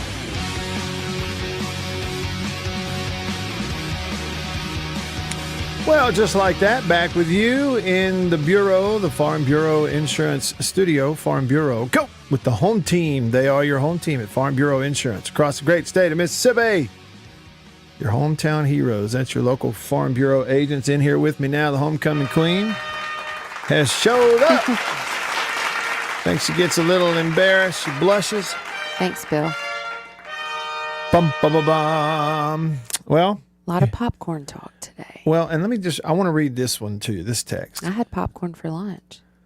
You really did, didn't you? I did. I'm still okay with popcorn. Mary Liddy loves microwavable popcorn. I love popcorn. Yeah. Yeah. No, unnamed texter says, only state fans were talking about popcorn. Says, didn't hear much talking after getting beat by Memphis and LSU. Oh. Unnamed texter is a rebel. Is a rebel. Said, Ole Miss lost the number one team in the nation. You beat a Texas A&M team who'll be 6-6. An LSU team that will probably be 6-6 as well. Yeah, LSU. They, I don't know what to think about that. The thing we know is LSU can absolutely throw the ball. We know that. And so they'll threaten some teams. Auburn's defense, not that bad, just like Robert said. And that's it. I mean, you go to Tuscaloosa. I think what it is, Annie, is that there was just so much expectation for Ole Miss to compete with Alabama because they did it last year in Oxford. Yeah. I told you, though. I was so hopeful, but it was in Alabama. I mean, it was in Tuscaloosa. Mm-hmm. I mean, I'm sorry he said the popcorn comment, but it was entertaining for Alabama fans. And for everybody. Yeah, everybody but Ole Miss fans. Yeah. But I thought Ole Miss did well playing through till the end, scoring at the end. They didn't stop. Somebody asked me earlier in the show, they said, do you think scoring those 21 points at the end helps Ole Miss to feel a little more positively going into that Arkansas game this week? And I think it does. Really? I really do. I know it sounds crazy, but even though it was at the end and Bama maybe takes their foot off the gas, whatever people say about it, the fact is you go score 21 points. It feels, even though you got drubbed, it was 35-0. It was not close. It was hard to watch. It feels a lot different than going home and it's 42-0, for instance. That's true. But either way, you just flush it. But I told you didn't see the interview ahead of time, the pregame interview with him. He had to run over to the sidelines to put on his headset. And I thought, I've heard you say this before, the last thing coaches, whether it's football or they do it during baseball season, they'll come to the coaches in the dugout. The last thing a football or a baseball coach feels like doing is doing an interview right before the game or during the game. And I felt like it was, I'm not making excuses for him, but I felt like it was awfully close to the beginning of the game to be worried about that. Yeah. I mean, I don't know. I mean, literally, they kicked off 30 seconds after he threw the headset. After he did it. And my thing is, like, how do you get locked into doing that if you're the coach? That's the thing for me. Like, I'm trying to look at it through his perspective. Let's say I'm the coach. Okay, well, you've got all this lead up. Yeah, you have a media rep who's working with the TV side if they need anything. But all that production stuff is talked about ahead of time. Well, even if they were running late and so what? He should have just said, no, we're not doing it. They ain't doing it. It's not his problem. If they're running late, or if I'm running late, I'll give you another example. The Texas A&M Mississippi State game. Texas A&M actually came out of their locker room for the start of the game late. They were a little late getting out. That's why if you were watching it on TV at home, it seemed like the TV announcers were dragging the pregame on and on before they finally get to the kickoff. Well, that's because it has a certain time it's supposed to go. The referees know that. They even put it on the clock so everybody knows what time we're going to kick. The national anthem happens at this mark. Well, they were late getting out. The state sideline was already out, and the coaches were saying, hey, and this is the rule, if it's a delay of game penalty. If you come out of the locker room late and you're not ready for the opening kick at the time you're supposed to have it, it's supposed to be a delay of game on that team. Really? And State was saying this should be a delay of game on A&M. They're not out here. Yeah. Okay. So let's just say the team's getting out late. The coach, you come out late. Something hangs you up. They're late. Don't do the interview. Don't do it. Don't put the headset on. Well, whoever set that up did him a total disservice. I thought it was ridiculous. And, I laughed when he threw it. I thought, well, okay, that's one way of doing it. But then the commentators, I forget their names, the older guys. Yeah. They're Gary like, well. And I thought, well, get over it. Just move on. Then all the CBS guys had big buckets of popcorn at the halftime show, and I thought, oh, no. This thing's going to stick. They lived it up. This popcorn thing. I guess if he's smart, he needs to go get some kind of deal with popcorn, and they need to sell all kinds of big buckets with his head on it at the next Ole Miss games. You know what I would do if I was Arkansas? Okay, Arkansas plays them this week in Oxford. Yeah. And I would have this ready only if you win. But Arkansas has that live Razorback hog in a cage. And if they win the game, I'd throw a bunch of popcorn in there and get video of this hog just eating all this popcorn. That's what I would do. Really, Matt? Yeah. Yeah. Well, good. I've already put way too much thought into that. I love live mascots. Anything with a live mascot, I'm for it. I do too. Although, like Bully, okay, so the real bulldog. Yes. Jack, the bulldog at Mississippi State. So cute.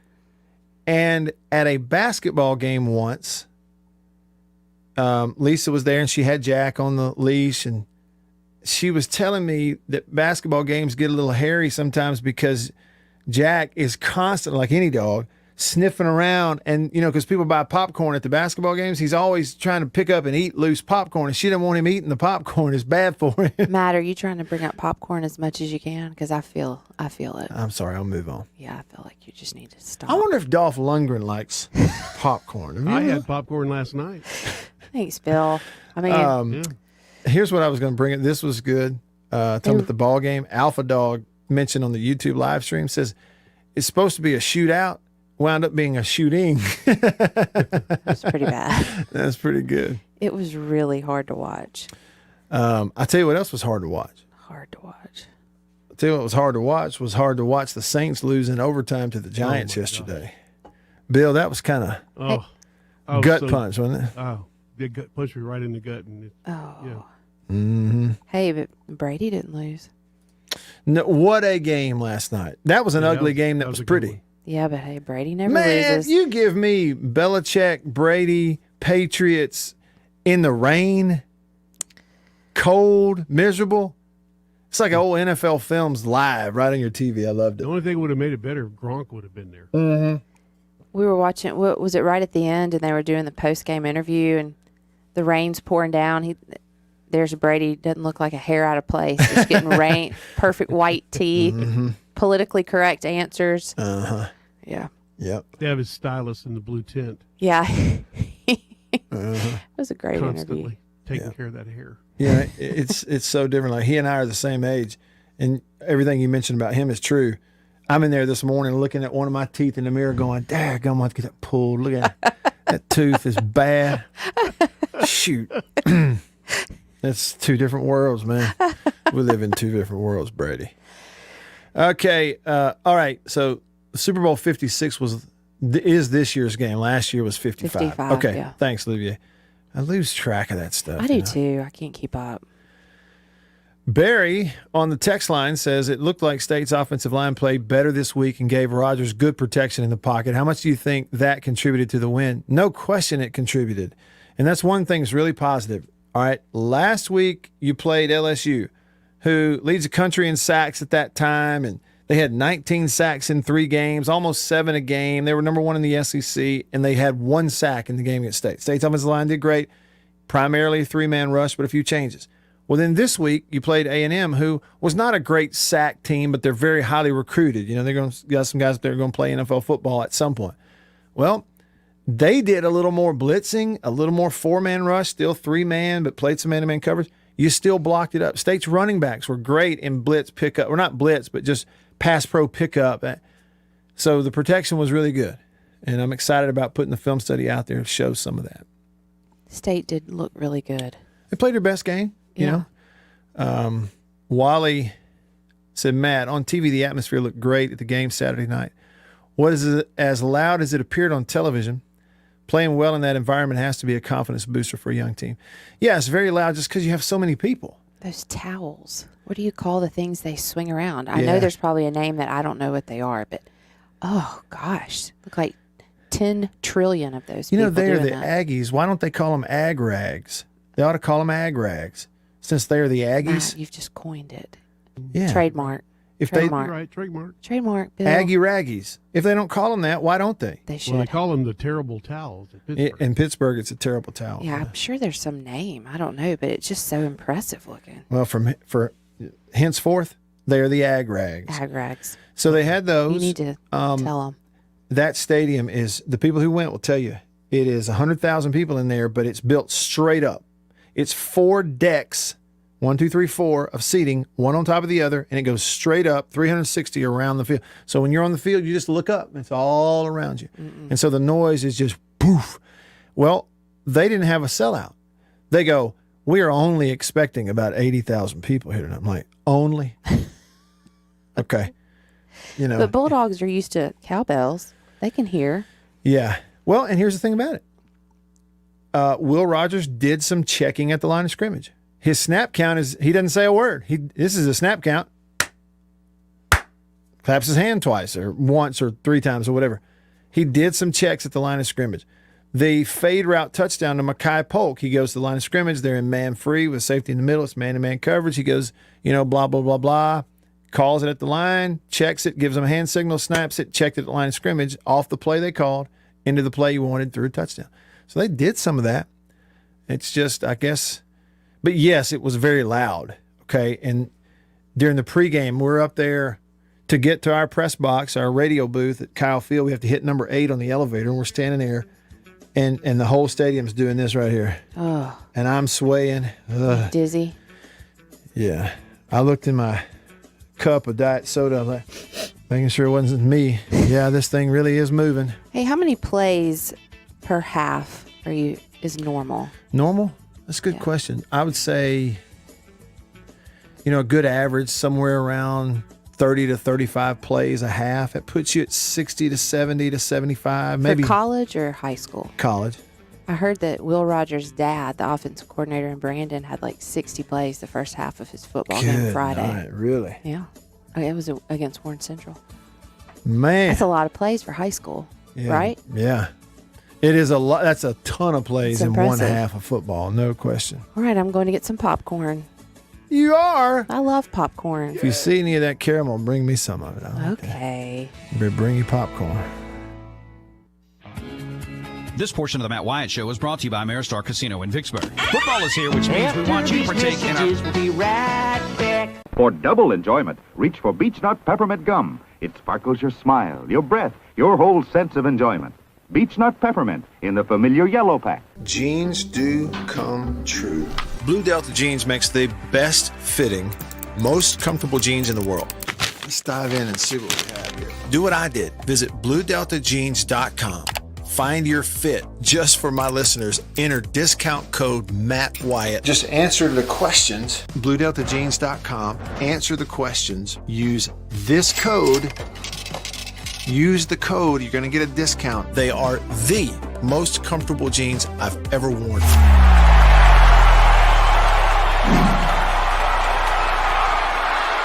Farm Bureau Insurance stands ready to provide financial relief to our communities in this time of crisis. This includes a one-time credit to all personal auto policyholders, a donation of $500,000 to the Mississippi Food Network, and additional payment options for those hit the hardest, all while continuing to service customer claims as well. But this is the time to go above and beyond. These are a few ways we're keeping the Farm Bureau promise. To learn more, talk to your agent or visit us online. Go with the home team.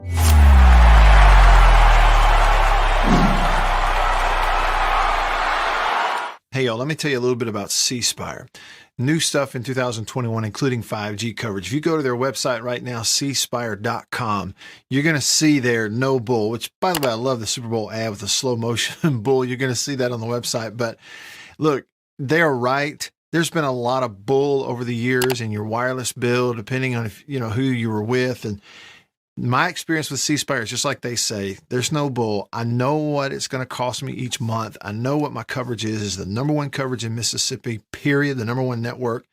And they've got 5G phones that are 5G ready. Now, I have the new iPhone 12 Pro Max, got it at C Spire, went and did curbside at my local C Spire location and did the exchange where I traded in my old one, got the new one, and it's 5G capable. And we've got 5G coverage in parts of Mississippi, and it's just growing by the day.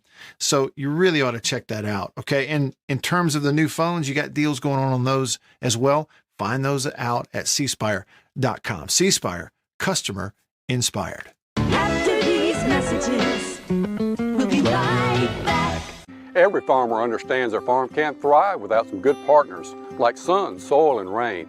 And farmers in North Mississippi also rely on another important partner, Mississippi Land Bank, because land and farm financing are Mississippi Land Bank's primary focus. We've grown alongside these farmers' crops for more than 100 years. We understand what a farmer needs, and we know the lay of the land in North Mississippi, and that's where I stand. A lot of people in the equipment world, things kind of go in trends, I guess, if you want to say it. So kind of the first big thing that we look at when we start evaluating our business is going to be our turf equipment. That's kind of the first big push, because once everything, the water dries up and the grass starts growing, this is what everybody's looking to get. We carry the new Wright stand-up mower. Doesn't look like much, but this thing is, and it costs just as much as zero turn. Not a cheap unit at all. I mean, if you go out there and look at that zero turn, this thing right here, I mean, it's got all your components from your big pumps to your commercial engine to your large steel deck. And these guys were the first ones to make the standard mower. Better buy Bird's Eye. Better buy Bird's Eye. Yes, always look for this Bird's Eye Bird, your guarantee of top quality frozen food. And your big Bird's Eye buy this week is Bird's Eye Orange Juice. Easy, you can serve it in a minute. Thrifty, it will save you money. Orchard fresh and delicious. Better buy Bird's Eye. Better buy Bird's Eye. Now, if you know your oats and want to feel your oats and taste how good an oat cereal can be, well, you'll go for Cheerios.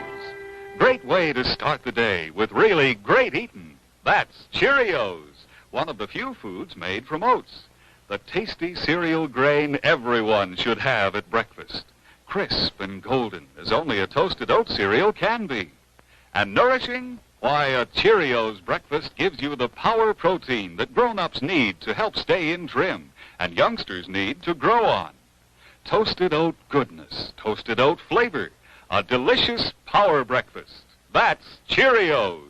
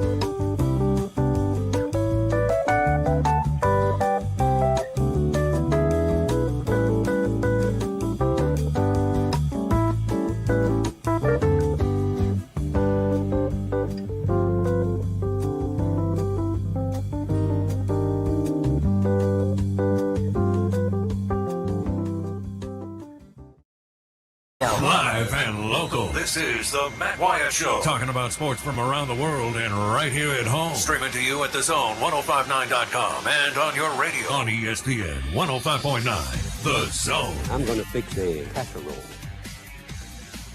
Welcome into the Casserole Hour, Hour 3 of the show. Off and running Hour 3 is presented by Overstreet Properties in Starkville, Stark Vegas. However you want to say it, that's how you say it. Just say it that way. In Starkville, Stark Vegas. If it's residential, meaning like a place to live permanently full-time, or a place to stay, a condo, or leasing an apartment, anything residential in Starkville, that's where you want to go. Right there, overstreetproperties.com, and hit up Kane Overstreet, tell him I said hey. Now, on the live stream, Aaron said, where did you get that hat? Allow me to tell you, my handy-dandy walking bully hat, the Adidas version. I got this from the Mississippi State University golf course. And you can find them on Twitter and social media at Hail State GC. The GC stands for golf course. At Hail State GC, or call them. I think it's 325-3028. And they have great stuff. The shirt I'm wearing, black shirt, baseball logo, just about everything I have. Hats and otherwise, if it's not a country pleasing hat, then just about everything I have that I wear came from the Mississippi State golf course. That's a pretty safe bet. At Hail State GC. See it right there? See it? There's the number. 325-3028. There's the number. All right. Welcome in. We're starting Hour 3. Anything goes. It's a Reaction Monday, so the show is kind of in your lap. So anything y'all want to talk about is fine with me. We can go down pretty much any path you want to go to. And I'm coming to your text.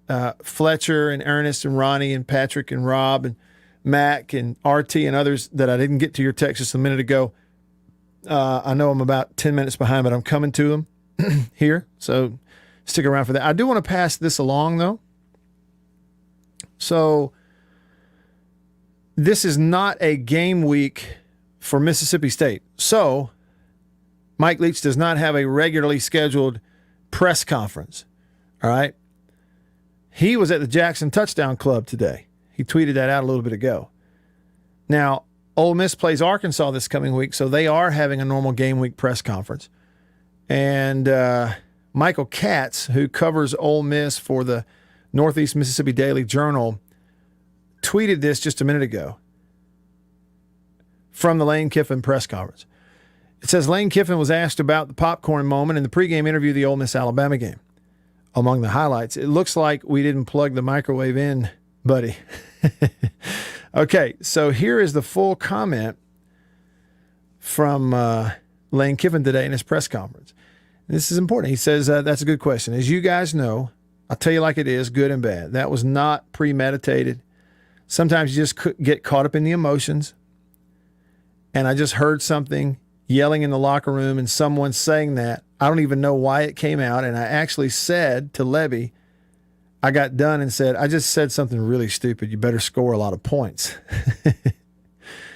The quote goes on today from Kiffin. He says, I didn't realize it was the last question either, talking about the person interviewing him for CBS. They were calling for kickoff return. There's 30 seconds on the clock, and the refs are calling for us. So I literally didn't know there was another question. And when I found out afterwards, that looked rude, which it did, I contacted Jamie and made sure she knew it was not on purpose. So I apologize for that. That was not done on purpose at all. It looked like it when I saw it.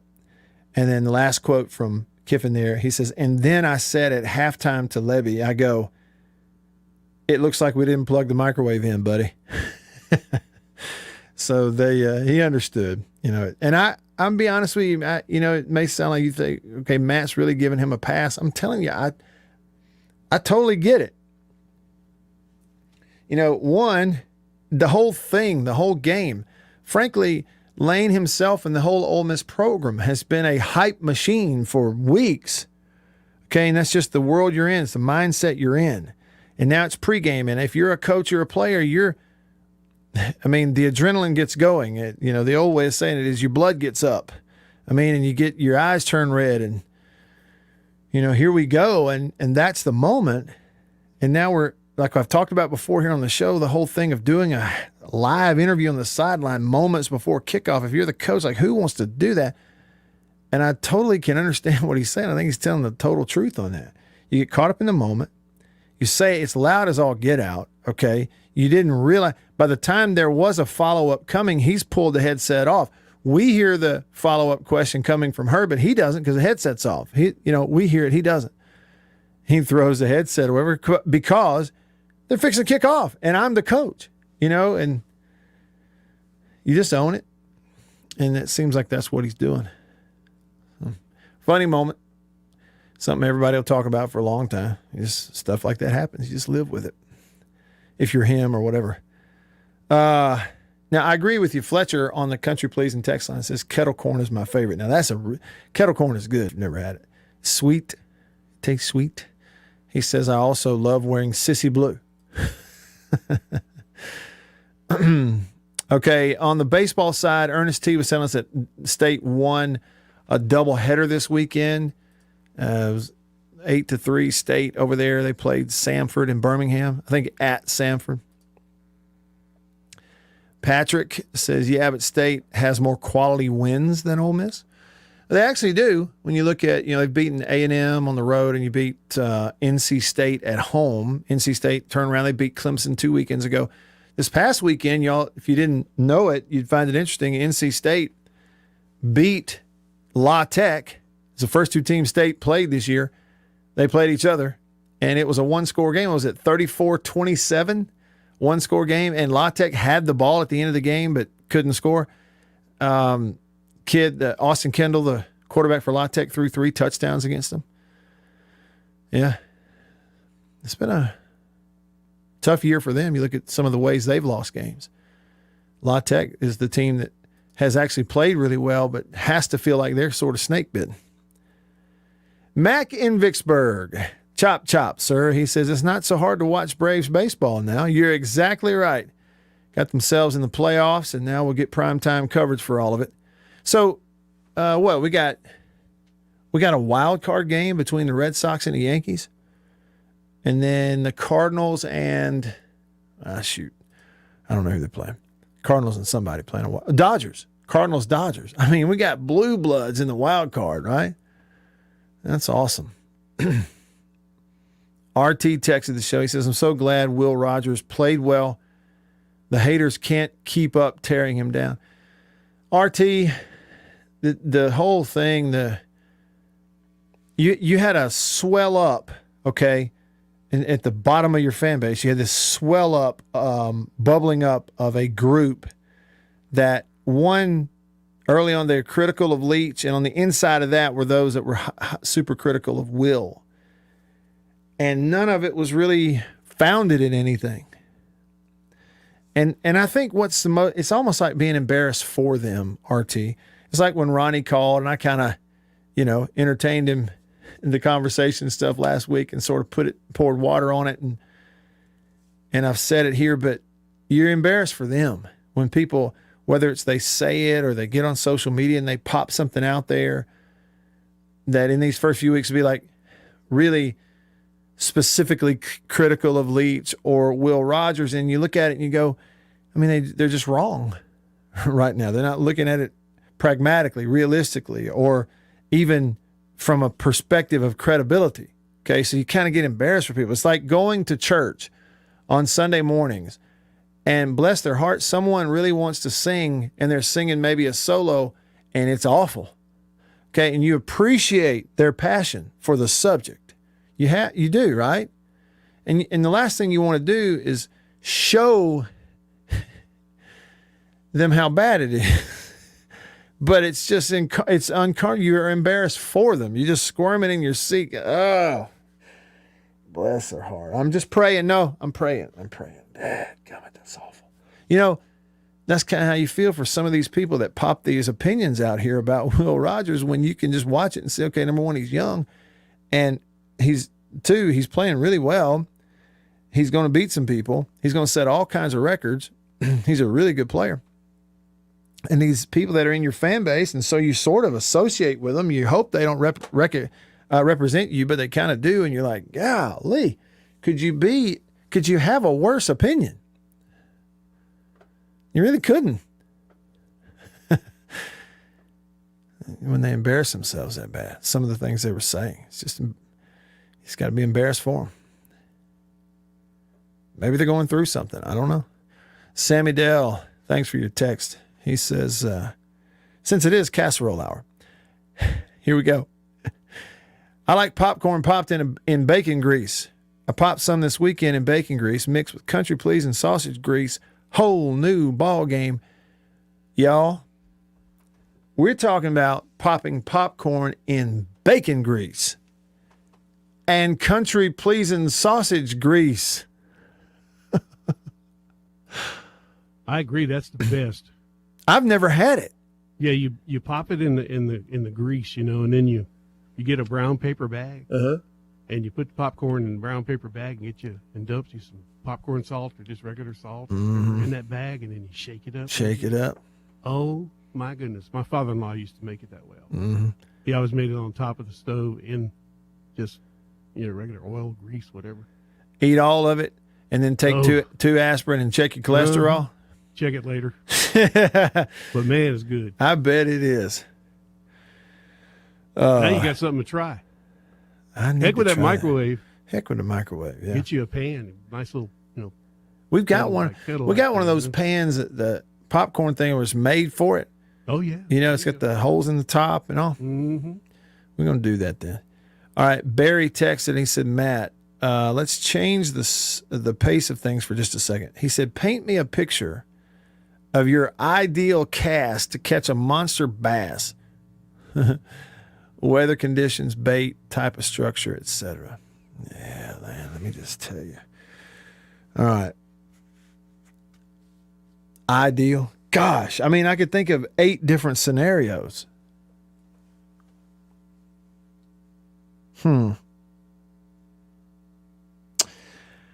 So up there is spring,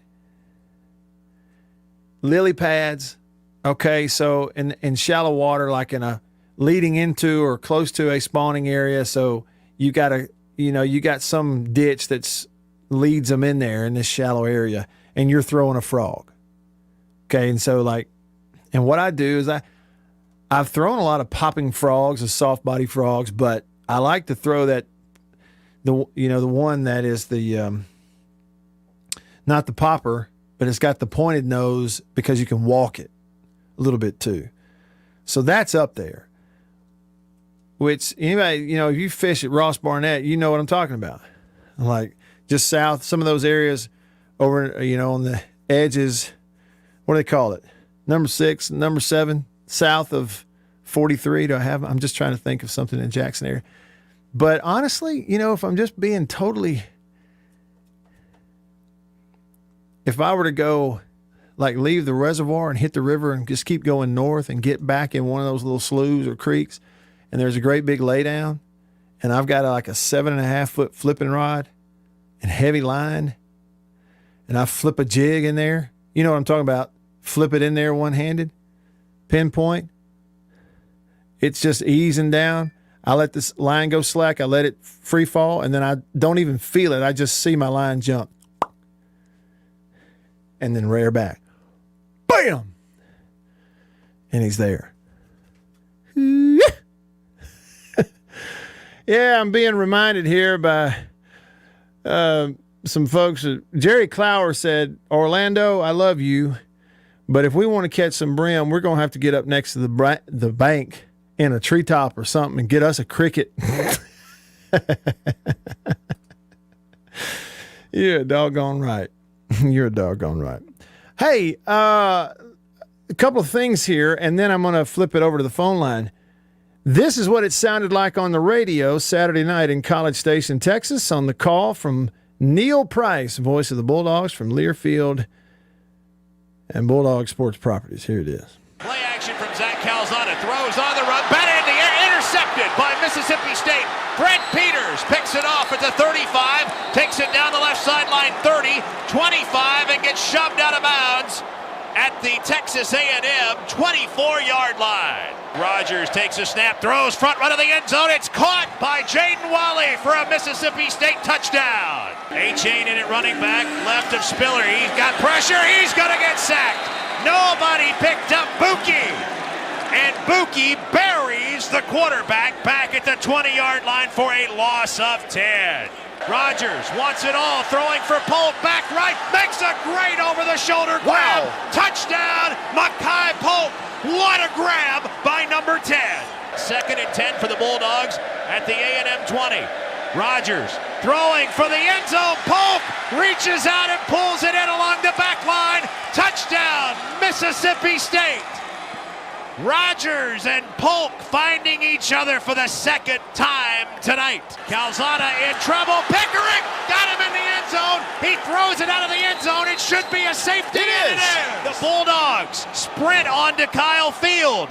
These young Bulldogs have finally earned the breakthrough they've been looking for the last 2 weeks. State comes on the road and defeats Texas A&M here at Kyle Field. In the immortal words of the iconic Jack Crystal, you can wrap it in maroon and white. State 26, A&M 22. That's what it sounded like on the radio with Neil Price. Wanted you to hear those. On the NFL side of things, we touched on this, and I'm sorry to bring up a sore subject for Saints fans, but here's what it sounded like in overtime yesterday afternoon in the Superdome in New Orleans. The call from the Giants radio crew on WFAN in New York. And they score a touchdown and end this with 5 minutes to go in OT. Jones out of the gun. Hand off Saquon. Slices right to the end zone and in for the touchdown, and the Giants win it in overtime. Saquon Barkley on a 6-yard run. There's your alpha dog. Sean Payton, frustrated. Tough game to lose. Give credit to New York. They kind of hung in there. And, in this league, when you're able to do that, all the teams are good enough to make enough plays. And certainly we didn't feel like when we came into this game, we were seeing an 0-3 team. We knew how well they played against Atlanta and Washington. And anyway, so there were a number of things we're going to watch on the tape that we like, that we did well. And then there's going to be a number of things that we're going to want to get corrected. So anytime you have a game that goes into overtime and you lead for most of the game and you lose, it's frustrating. That's Sean Payton. Let's head over to the phone line, Davini Equipment phone line, Davini Equipment, Madison and in Jackson. Over on line 2. Thanks, John. Does it say John? Is this we got Coach Madden? We got Coach Madden on the phone? Coach! Hey, how you doing there, Matt? I'm doing great. How was your weekend? What's on your mind? I'll tell you, it was pretty good. I was watching the Mississippi State game. I couldn't help but think that Will Rogers is like the next gunslinger, like a Brett Favre. It's pretty good. And they should start. Instead of calling Mekhi Polk, just Polk, they should call him Pokemon because he catches them all. He's pretty good. And another thing to everybody who thinks that, the few people that think that Will Rogers doesn't have an arm, you probably think fast-acting Tinactin is something that you put on your pizza. You aren't pretty bright people. But tonight, it's going to be a really good game. It's going to be my Raiders versus a pretty good San Diego Charger team. And tonight we're going to get some steaks from Outback, and we're going to watch it on Outback Plus. But watch out for Derek Carr tonight because he's going to be pretty good. I think he is good, and it is going to be a great game. And I'm not so sure that Justin Herbert isn't the best quarterback in that ball game tonight. Hey, Coach Madden, it's always great to hear from you. Thanks, sir. Still playing the San Diego Chargers. I guarantee you, Coach Madden thinks they're from San Diego. Oh, he does. Yeah. Let's see. We have time. Philip hanging on line 1. Philip, thanks for being patient. What's up? Oh man, good to talk to you. You too. I'm listening to the game Saturday. It sounded like the 12th man woke the Bulldogs up a little bit. Well, there's no question. I mean, State was they were just dialed in and ready to go for the most part. You know, they missed a few tackles here and there, but A&M's it's not like they're terrible. But State was just they were locked in. They seemed to thrive in it. You know, a bunch of young kids that really seemed to thrive in the atmosphere. I was proud to see that. Yes, they did. It looked like the louder they got, the better State got. Yeah, I agree. So, enjoyed the game. Yep, good stuff. I did too. Thanks for the call, Philip. I appreciate you being patient. My dad texted me during the show. He was listening to us. And let's see, at one point, it might have been around halftime. He texted me and he says, it was halftime, third quarter. He texted me. He's listening over in Alabama. He's watching it too. And he said, they have looked like a different team tonight. And I thought, yeah, that's a good observation. You know, in that first half, of course, being able to start and sustain things on offense, defensively, they gave up some plays, but defensively they were able to be themselves in the red zone for the most part. There was a couple of red zone. You didn't get stops, but you forced field goals instead of giving up touchdowns. And State was a little more physical than them, so that's kind of where the game was. All right, we're rolling through the Casserole Hour, Hour 3. Well, more with you. When we come back, we'll take your phone calls and hit your texts. I'm Matt in the Farm Bureau Insurance Studio. Stick around.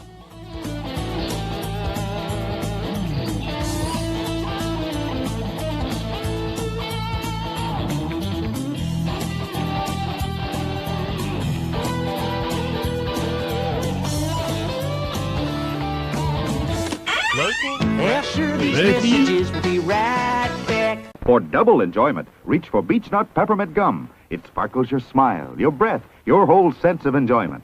Beech-Nut Peppermint in the familiar yellow pack. Jeans do come true. Blue Delta Jeans makes the best fitting, most comfortable jeans in the world. Let's dive in and see what we have here. Do what I did. Visit BlueDeltaJeans.com. Find your fit. Just for my listeners, enter discount code Matt Wyatt. Just answer the questions. BlueDeltaJeans.com. Answer the questions. Use this code.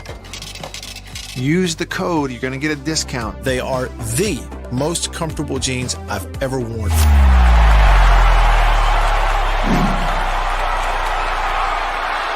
Farm Bureau Insurance stands ready to provide financial relief to our communities in this time of crisis. This includes a one-time credit to all personal auto policyholders, a donation of $500,000 to the Mississippi Food Network, and additional payment options for those hit the hardest, all while continuing to service customer claims as well. But this is the time to go above and beyond. These are a few ways we're keeping the Farm Bureau promise. To learn more, talk to your agent or visit us online. Go with the home team.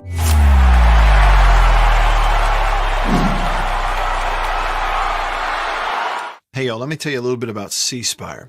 New stuff in 2021, including 5G coverage. If you go to their website right now, cspire.com, you're going to see their no bull, which, by the way, I love the Super Bowl ad with the slow motion bull. You're going to see that on the website. But look, they're right. There's been a lot of bull over the years in your wireless bill, depending on who you were with. And my experience with C Spire is just like they say, there's no bull. I know what it's going to cost me each month. I know what my coverage is the number one coverage in Mississippi, period, the number one network.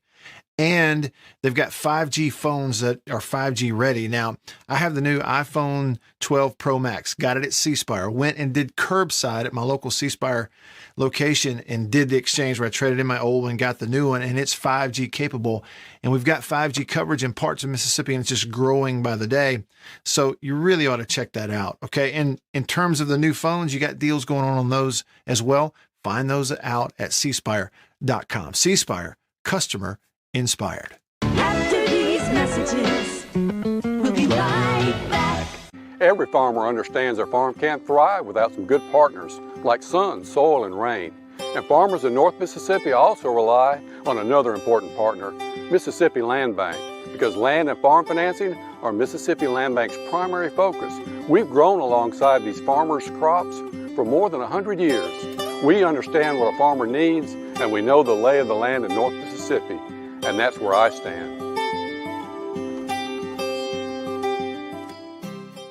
A lot of people in the equipment world, things kind of go in trends, I guess, if you want to say it.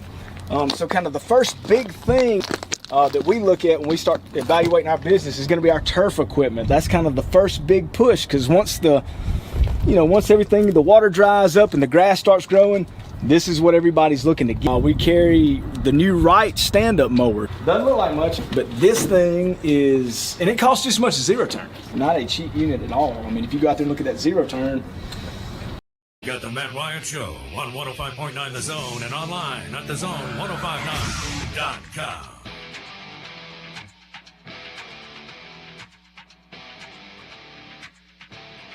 Okay, back with you.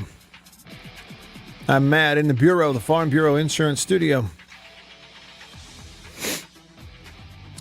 Dad of Squaz says, better go buy up some country pleasing and get that freezer. Strange things going on today. What is he talking about, Bill? I don't know. Strange things going on. Better buy up country pleasing sauces and get that freezer. Strange things going on today. What am I missing? Squaz, Dad of Squaz, don't send me stuff like that without an explanation. You know something I don't?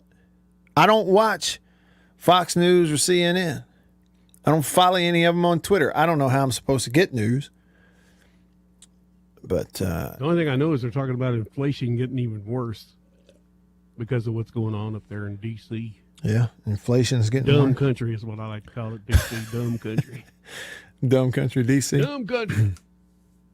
Well, is that what it is? Dad of Squaz, I need an explanation. You have my attention. Chad, better known as Pookie, sent me that screenshot of that picture of Will Rogers wearing that cowboy hat and a thumbs up and says, Hail State. I have to say, I saw about 8 different people on the trip this weekend, either in the hotel or at the game or in the locker room, whatever, with that cowboy hat. There ain't but about 2 cowboy hats. It's like they pass them around to everybody. Now, I don't know if it's a good luck hat or what. Maybe it is good luck now that they won. I don't know. RT texted me and he says, my friend yelling at the television while slippery Bo Nix kept evading sacks was priceless. I laughed and he yelled at me. It was late. It had been a long, brutal day.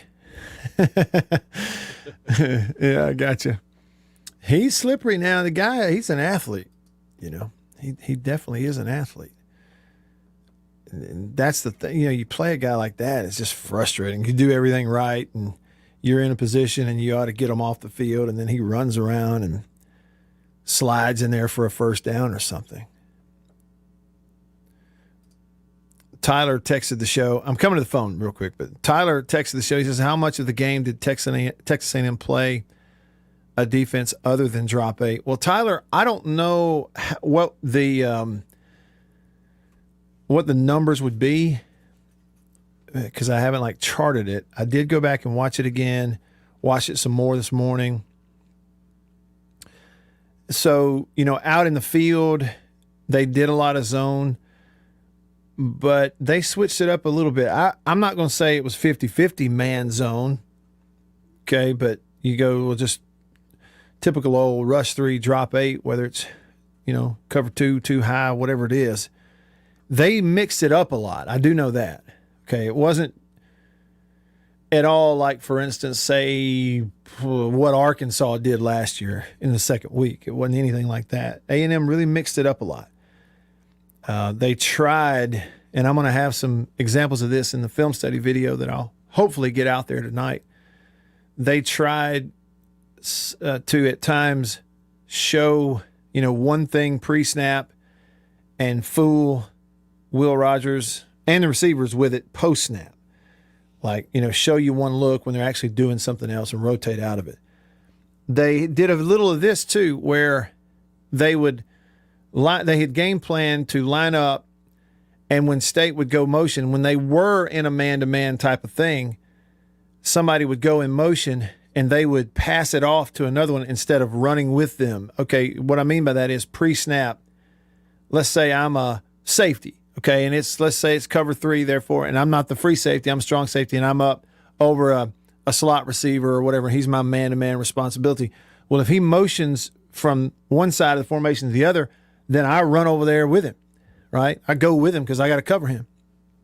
Well, A&M did a few things where they were in man, but they would let the motion go and not run with him and let somebody else over there then move over and match up, and we would try to change it up so that we wouldn't give this clear indication of what our coverage was, trying to confuse the receivers as well as quarterback, because receivers are reading coverage also. But and then, there were several examples of you kind of get in the scoring area, either just outside of the red zone or in the red zone, and they just straight up played man-to-man coverage. There were times they went 0 man with no safeties when you're down close. There were times they would do some man free where it was obviously man with a free safety in the middle. And I'm telling you, and Jimbo Fisher, you go listen to his postgame, they asked him about it too, and he basically said, well, we did some man-man too, and they beat us. They beat us in it, and they did. Will made them pay several times for playing man-to-man. And, and it works because you have pass pro. When they decide to rush forward, you block them. If they did something in the back check, then he'd stay in there and hit a linebacker and give Will some time to throw. So I don't know what the percentage was. I just know they tried a lot of different things. They threw, in the secondary anyway, they threw some different looks at Will. They didn't do a whole lot of different stuff at the line of scrimmage. It was not a lot of, what can I say? Certainly like what you see Mississippi State's defense doing under Zach Arnett. Linebackers just at the line of scrimmage coming from all over the place. A&M didn't do that. But in secondary, they threw a bunch of different looks at him and played some man, and he just beat him. Hey, let's go over to the phone line. Wayne has been hanging on for a little while on line 2 of the Davini phone. Wayne, what's up? Hey, how's it going, Matt? Going fine. Thanks for calling. All right. Well, I got a comment about the fishing and about the. Okay, you noticed for the other night, of course, if you got to pay no attention to it, that Ole Miss, when they was at the 5-yard line, when they went far on 4th down, they stayed back in the shotgun. And I think State done the same thing, but I'm trying to get it straight, but Alabama come out there and they put their quarterback under the center. I know that's just the coaches' prerogative, but that just seemed like that was they could have done better if they had to put Rogers and Corral up under the center, on a short 4th and a half a yard or whatever. That's of course I don't say I know much as the State and Ole Miss coach, but I just wanted your opinion. And then also on your fish, man, I don't know how you fish with that frog. So, well, why not? Why not though? What have you had trouble with the weedless frog, like the topwater? No, I just get nervous when that bad hits it. I'm gonna let him go on and take it. I know what you mean. Well, like I said, I told you one time I went and saw Jimmy Houston at First Baptist of Jackson. Mm-hmm. He was giving his testimony and all. Yeah. And he said, when you fish with that thing, you snatch out to close your eyes. Mm-hmm. And just when that fish, you feel that fish, you set that hook. Mm-hmm. I have not been back since. I heard that from him. That's several years ago. That was just It is. You think it's a good person. I mean, here's the thing. Here's the thing, Wayne. That is great advice when fishing that weedless frog from Jimmy Houston. He's right. But I don't know anybody who has the patience and the heartbeat to see a bass hit that frog on a topwater and the ability to wait until he takes it down and you feel it before you set the hook. I just don't know anybody. Now, for me, I say wait. Like what I do is a lot of times I'm making such long casts with it that it takes me a minute to catch up to it anyway. Does that make any sense? Like, it's so far out there that I'm walking that thing and I see it pop or, get sucked down or boom, he hits it. And I wind and take slack and then let him have it. So it does take a little bit of patience for sure. But yeah. Like I said, I never, after I heard that, I had been back. But that, if I'd ever went back, I'd have had it done that. But Sure. anyway, all right, man. I All just right. wanted your opinion on that, about the quarterback, But like I said, well, you got a great show, and I appreciate it. Thank you, Wayne. There is absolutely some advantages at times to putting a quarterback under center versus the shotgun. There is. There are also advantages to being in a shotgun at times as opposed to being under center. As a quarterback, if I'm on snap it and hand the ball off, read something, certainly throw the ball, I'd rather be in a shotgun, period. I don't have to go back as far. I don't have to turn my back to the defense, all that. And I get it. If you are under center, theoretically, I'm going to take this snap and either reverse out or face out and give a handoff that puts him getting a handoff a little closer to the line of scrimmage. I mean, he doesn't have to go as far maybe to break the play in the goal line or whatever it is we're doing here. But Wayne, really, when these offenses commit to either spread option or like air raid, which to run those, we're in the shotgun.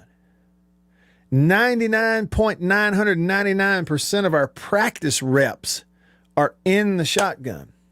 Number one. Number two, nowadays, quarterbacks and offensive linemen, what are they doing in high school before they even go to college? Well, they're playing in zone read, spread option offenses. I mean, Will Rogers in a shotgun at Brandon High School, right? Playing air raid stuff. So there, frankly, aren't as many, as used to be anyway, players, centers and guards who turn into centers and quarterbacks who spend their high school careers under center. There are guys, I'm telling you, who go to college now who you got to teach them how to take a snap from under center if you were going to do it. So it becomes a practice and a rep thing. And if what you do all the time is take shotgun snaps and that's just how you operate, you're going to continue to do what you do when you get down there close. And I understand it. It's two totally different things.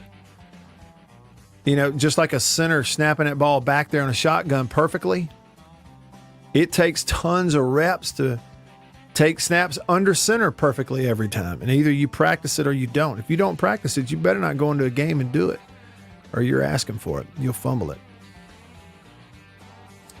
All right. We'll have time to wrap things up with you next. More of your texts coming up in the Bureau. Stay with me.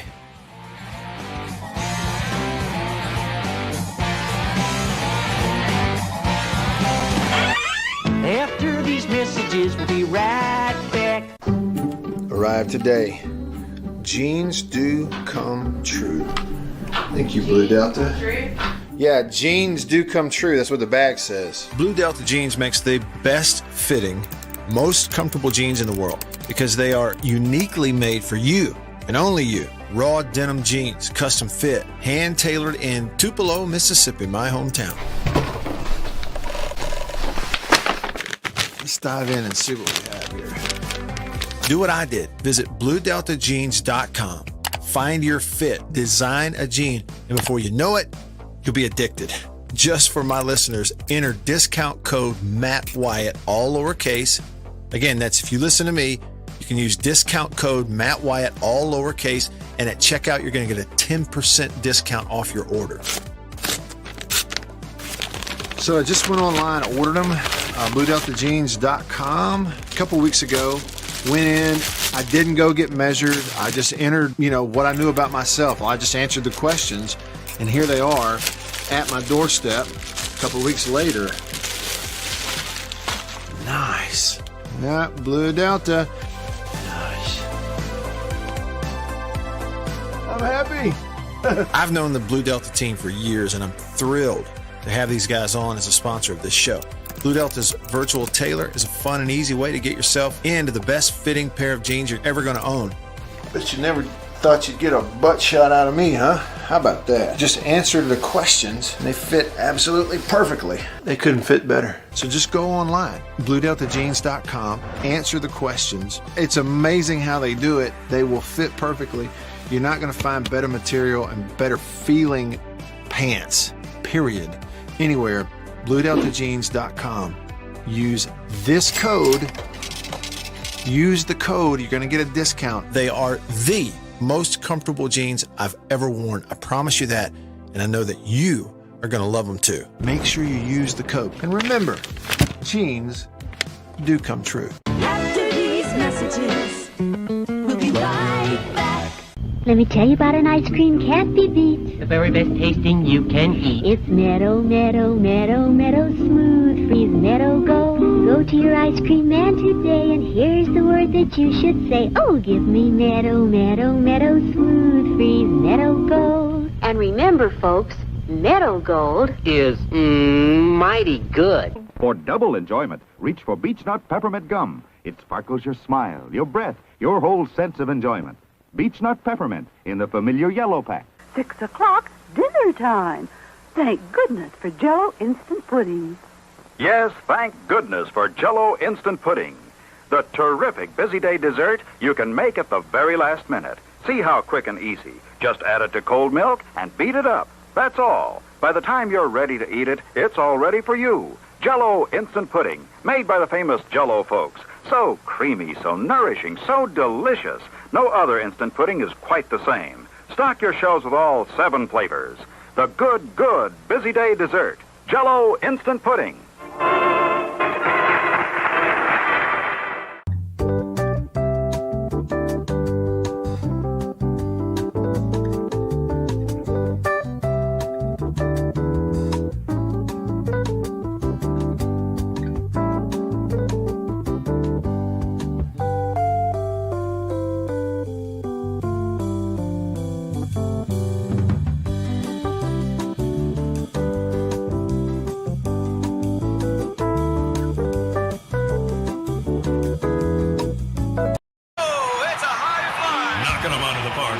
Sports talk. I'm talking way back. It's the Matt Wyatt Show on 105.9 The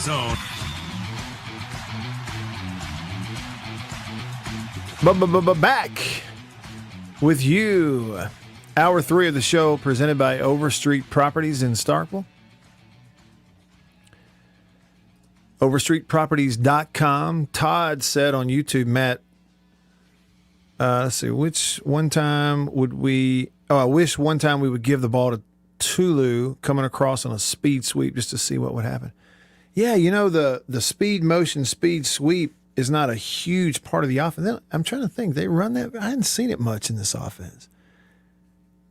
You know, like where you catch it and toss it forward where there's even no handoff and just keep going. I hadn't seen that much. They threw it to him the other night. I'm tell you what, that cat, to me, looks like it's just, I mean, any minute he's fixing to be a real, and he already is. He already showed it the other night.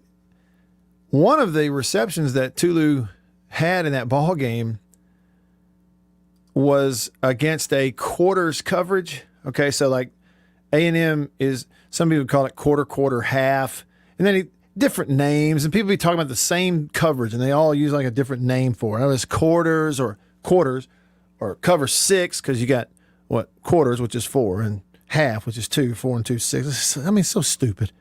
Just call it something and stick with it. But anyway, quarters where the corner is deep, has a responsibility of a deep quarter of the field. A safety is deep, has a responsibility of a deep quarter of the field. And then this safety has the deep half of the field. That's where the quarter, and half comes in. And that's what they were doing. And on the side where the quarters were, the cornerback was dropping, and he was lined up over Tulu Griffin. And the underneath defender was coming in from the inside like a linebacker, safety, and nickel, trying to get out to this flat area. So he's dropping.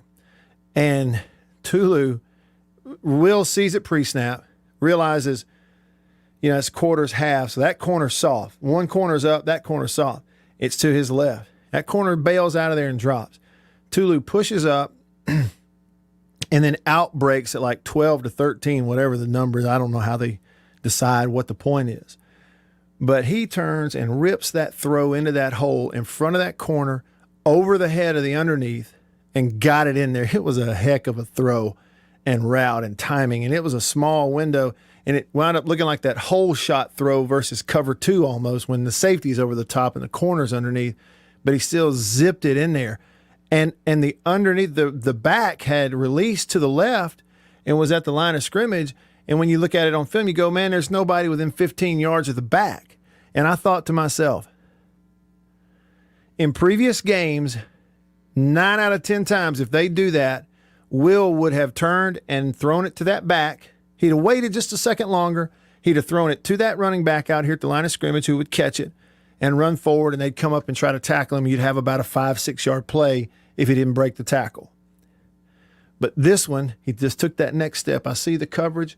I know what's happening. And if I catch one and don't even hitch and zip, I get it over one's head in front of the other, and we got a 16-yard play. Man, it looked good. And if you start doing that to Tulu Griffin and to Heath, the guy opposite of Mekhi Polk, you start hitting that more often, then it gets hard to defend it, buddy. Like, I don't know. Like, if you get proficient in that, I don't know what you tell your corners. I mean, as a defensive coordinator, you go, I don't know what to call. What do you want me to call? Cover 2? We do that, he's going to do the same thing. And it gets tough. So I saw some stuff on the tape that you're like, yeah, it's moving forward. Grumpy on the Country Pleasing text line. He says, Matt, question. Deuce McAllister was doing color on the Tennessee-Missouri game. When did he start doing SEC ball games? Grumpy, this is Deuce's first year to do TV color analysis. And I was thinking about that. When I saw that he was going to do some, I sent him a text and told him congrats. I was glad he's getting an opportunity to do it. I think he does a really good job. Deuce is a really nice guy and has always been nice to me and nice to come on the show and everything. I've got a lot of respect for him. He, does the Saints games on the radio. And so you think about it, he was in Missouri on Saturday and then racking up those frequent flyer miles. Jumped on that private jet that he had. Yeah, right. And flew on down to New Orleans. Flew down to New Orleans, and he's in the radio booth for the Saints yesterday. Yep. So he's doubling up. I wonder which he likes better, radio or the TV. He probably can't answer that publicly, right? He's got to keep everybody happy. Hey, let me pass along a little news to y'all. This came out today while we've been on the air. It is the TV schedule for the games in 2 weeks. All right, but let me go chronological order with you, okay? So let's go over it. I know it's Monday. We're kind of reacting to this past weekend. We got all week to do that. But, okay, so this coming weekend, October the 9th, this coming Saturday, the next round of games, State is off. Ole Miss hosts Arkansas. So you've got Ole Miss hosting Arkansas, Ole Miss 3-1, Arkansas 4-1, hosting Arkansas on ESPN this Saturday at 11 a.m. 11 a.m. kick on ESPN will be the game following game day on ESPN. This Saturday also at 11, Vanderbilt goes to Florida. At 11 on ESPN2, South Carolina is at Tennessee. Both teams are 3-2. The 2:30 CBS game this Saturday is Georgia at Auburn. Afternoon game, that's like whatever, is North Texas at Missouri. And then this coming Saturday night, 2 big games. One at 6:30, you've got LSU at Kentucky on the SEC network. And then this Saturday night at 7 on CBS. Yes, it's a CBS primetime doubleheader. At 7 o'clock on CBS, you're going to have top-ranked Alabama at Texas A&M. Okay, that's the games this weekend. So then the following week, they just announced those game times for the following weekend, October the 16th. Here are the high points. Mississippi State on the 16th will host Alabama at 6 o'clock on ESPN. And I know State fan, man, and the school and everybody's going to be so happy to get that 6 p.m. game with the top team in the country coming in and lots of attention. And the TV deal assignment is great, but they don't care if you put it on the shopping network as long as it's at 6 p.m. on the campus, because you'll have great tailgating because State's hosting Alabama. People will have felt good for a couple of weeks since State beat A&M in the last outing. You'll have good tailgating. People will plan for it. The stadium will be full. And it's just a real blessing that things worked out for the school and the program and the stadium and the university and the fan base the way it has. So also on the 16th is Lane Kiffin's return to Tennessee in Knoxville. And so that one is a 6:30 kick on the SEC network. Ole Miss at Tennessee, 6:30 SEC network on October the 16th. Now, everybody's been lobbying for Eli Manning and Peyton Manning to do their Manning cast for the Ole Miss and Tennessee game on that Saturday night. And maybe they can do it. I hadn't heard of anything. But that's the TV assignment. Okay, so anyway, that's 2 weeks, October 16th. The other games that day, you're going to have a noon game an 11 a.m. game on CBS. They'll do an early doubleheader on CBS that day. So the first CBS game at 11 that day will be Auburn at Arkansas. Then at 11 on ESPN, you're going to get Florida at LSU, day game in Baton Rouge on the 16th. A&M will go to Missouri that week at 11. The 2:30 CBS game, so the prime CBS game will be Kentucky at Georgia on the 16th. Let Kentucky go get their butt whooping on national TV. Afternoon game on the 16th is Vandy at South Carolina. So you actually have a more attractive kind of overall schedule this week. But then the following week, you get a couple of high points, like I said, Florida versus LSU, Ole Miss at Tennessee, and Alabama at Mississippi State. So make sure you know and are aware of those schedules. And we'll talk about them and preview them as the week rolls along here.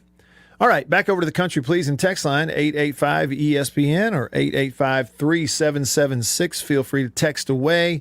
B-Dog2 said, Matt, what did you think about Texas A&M flashing those ribbon displays that encircle the first deck during game play? It seems like that shouldn't be allowed. Says it was like bright strobe lights. Also, what was Leach upset about with the refs about on the false start penalties? Was their defense doing something to get us to jump? Maybe they were. I didn't hear. Now, the time that I had an issue with the ribbon boards, what you call them, the ribbon boards, is because those ribbon boards go into the end zone as well, behind the goalposts there at Texas A&M. And that was, they would flash it and it would make this strobe thing, but it's right behind the goalpost when the kicker is trying to line up, kick a field goal. And it seems like they shouldn't be able to do that, but hey, whatever. I think ultimately we file that under, it's just not that big of a deal. ResDog says, I found it interesting that Will said the team did not review film from this year. They looked at film from how A&M played them last year. Yeah, because their offense is not like any of the other offenses they played. It's just like I told you, ResDog, or told y'all. You watch A&M from their other games this year, you couldn't figure out how they're going to play State. Because they didn't play any three-man rush, drop 8 against anybody, and that's what everybody's done. So there was no point in them really watching what they had done to other people this year because State's offense is so different to try to defend. Yeah. All right. Y'all, it's been a good reaction Monday. Jake and Beeve coming up next. I'm Matt. For Bill and everybody else here, we'll see y'all tomorrow. See ya!